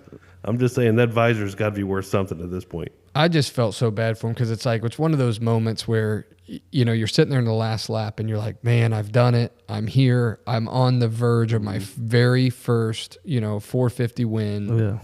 And it just to be in the air when he got his leg ripped off. I mean, that moment right there had to just be absolutely heartbreaking. And then to give one of the most raw and emotional interviews immediately after it happens, and to be just so open and honest. I mean, Well, listen, if I got paid a race win bonus and that happened, I'd be upset financially. I'd be upset because of all the hard work. There's a lot of things that go into it, and yeah, dude, it sucks for the guy, but he's not a clown. Like, he's gonna regroup and get it done. I have no idea if this is possible or not, but I'm curious if you know. Do you think that there would be a higher race win bonus for somebody who's never won a race before because they're not necessarily expected to win? Possibly. I mean, it depends on who you're. Yeah, possibly. It's a good point. I'm just curious. Like if depends on how your contract's obviously dealt with, and yeah, like, hey, you might get a lower salary, but you're going to go with a higher bonus program because we want because of the odds. We want to push you Yeah. more, and we feel like hey, you haven't won one before, so we're going to up the bonus side of it. So your potential contract worth is going to be Right. It's a gamble for the manufacturer. and Yeah. it's like, if you, hey, listen, we got Cooper Webb over here. He's probably going to win a race this year. We're going to give, I don't know, or they might just structure it the same. You never know, but they might structure it the same for all the 450 guys. Very well could. I'm just curious. I don't know if that's possible or It could not, be possible for sure. but I know he had to have a race win bonus no matter what, because almost all factory guys do. But Yeah. I'm sure financially he felt that, but then also personally for him, I mean, anytime 100%. anytime you get the first, or oh man, this is going to be good. But What anyway, see, I'm not like you. I don't want to be wrong at things, but not that you don't want to either. But I mean, come on, dude, it doesn't matter. But anyway, so Sexton won the race. yep. And then, like, I saw this breakdown on Instagram or whatever, like, well, he got here and here because of that penalty. Like, What did he really end up? They credit him with the win. The win, but he then just he got didn't get docked points. 7 points. Oh, okay. He got docked 7 points, 7 championship series points. So Which really, as if it was the points, he would have ended up third well, because of the points. no, they just took away championship series points. So he still got credited with first, and he still got credited with the win, and he would have gotten the 25 points for the event, or 26. 26, yeah. But then in the championship series points, they docked him 7 points. So he went from being down 10 points to Coop to now down 17. Okay. And I think Eli is down 3. Right. Okay. So 7 rounds to go, I believe. I don't know. They just made a big deal out of it on Instagram, and I was kind of like trying to figure out what really happened. It was just points, but he got a win for the record books, not really anything else. Well, and his bonus from Honda. Yeah. I mean, he still got credited with the win, which, I mean, he did. He won. He just, and even looking at that, I mean, that was a little bit of a controversial call there, I mean, I think that it. I mean, Red cross flags in my history, red cross flags penalties have always been dramatic and freaking a penalty because it's a matter of like a couple seconds or a couple feet. Yeah. It's always, and this guy always says, hey, yeah, you did it. And then this guy always says, well, no, I didn't. I was like right on the edge, so it's always controversial, obviously. And just like you, I mean, I follow the social media on every different platform, and I look at all the stuff coming up because I'm curious, and I'm a fan too. And I kind of agree with one of the comments that I saw was that, yes, the red flag was out before the incident, and he did roll the portion of it. But when he was after the incident that had occurred, that's when he jumped. But apparently it was supposed to be throughout that section. The section, yeah. Yeah, and I don't know all the rules. I don't have time to read every detail of every rule, but it is what it is. It's a bummer that he got docked. I mean, when it was more of a bummer for me that AP went down. I'm pretty sure Devo used to. Let's talk about Devo. He used to run around with the rule book in his back pocket at all times at the races because, especially with Chad Reed, like things would come up, and like we gotta break out the rule book and be like, hey, wait a minute, So, probably a lot of the team managers have the rule book in their back pocket. Probably now. Oh, I think it's been Yeah. It's, well, going on from that, it's going to be interesting to see. Now the series goes back west, so it'll be interesting to see how the Pro Series, that goes out there. They got Seattle this weekend. I believe they go to Arizona after that, and then on to Atlanta, which is going back east. And we will be at Atlanta, so just a quick team update. Right now we will be doing Atlanta and Nashville with Aiden. Like I mentioned when we were on the phone with Devo, I did talk to Cole. His surgery was successful, plates and screws. He's got a great recovery going right now. Got his stitches out 2 days ago. Scar's a little bit bigger than I anticipated, honestly, and he and I talked about that, but it looks good. Everything's good. He's, cycling and getting back, and he actually reached out and asked if he would be able to race Nashville. And, we gave it a little bit of thought, and I talked to, Pooh and a couple of the sponsors of the team and everything, and just kind of, weighed our options and thought about it a little bit. And realistically, he would be throwing his leg, the week of Nashville is April 29th, and he would be throwing his leg back on a bike the week before that. is that per doctor?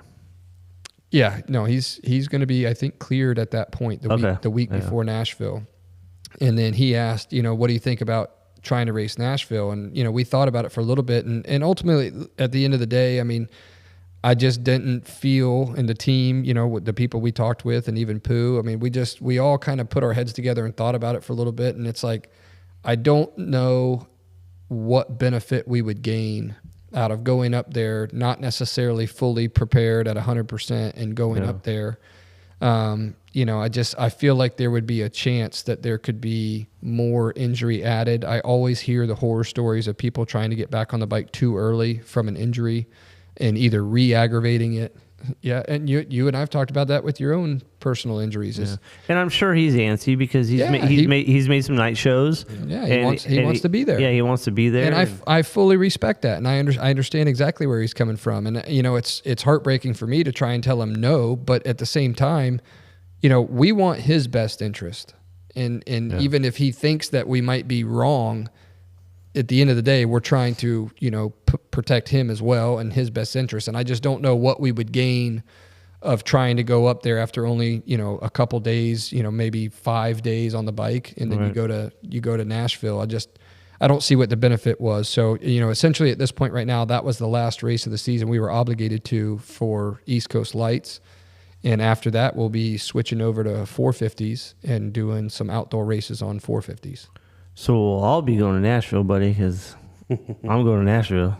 Oh yeah, no, I'm going to Nashville. I got the plane ticket and everything. Yeah, I enjoy Nashville. Nashville is one of my favorite cities. My wife and I love traveling there, so she is actually going to go with me to that race. I know Shane, you talked about your wife going as well, and that just. I love country music. I love live music, and that's, the capital of it. So going up there, it's more of a 2-part trip, more of a, wife and my getaway and get to go racing at the same time. So Carson Wood and Drew Adams just returned back, a couple days ago. Yeah.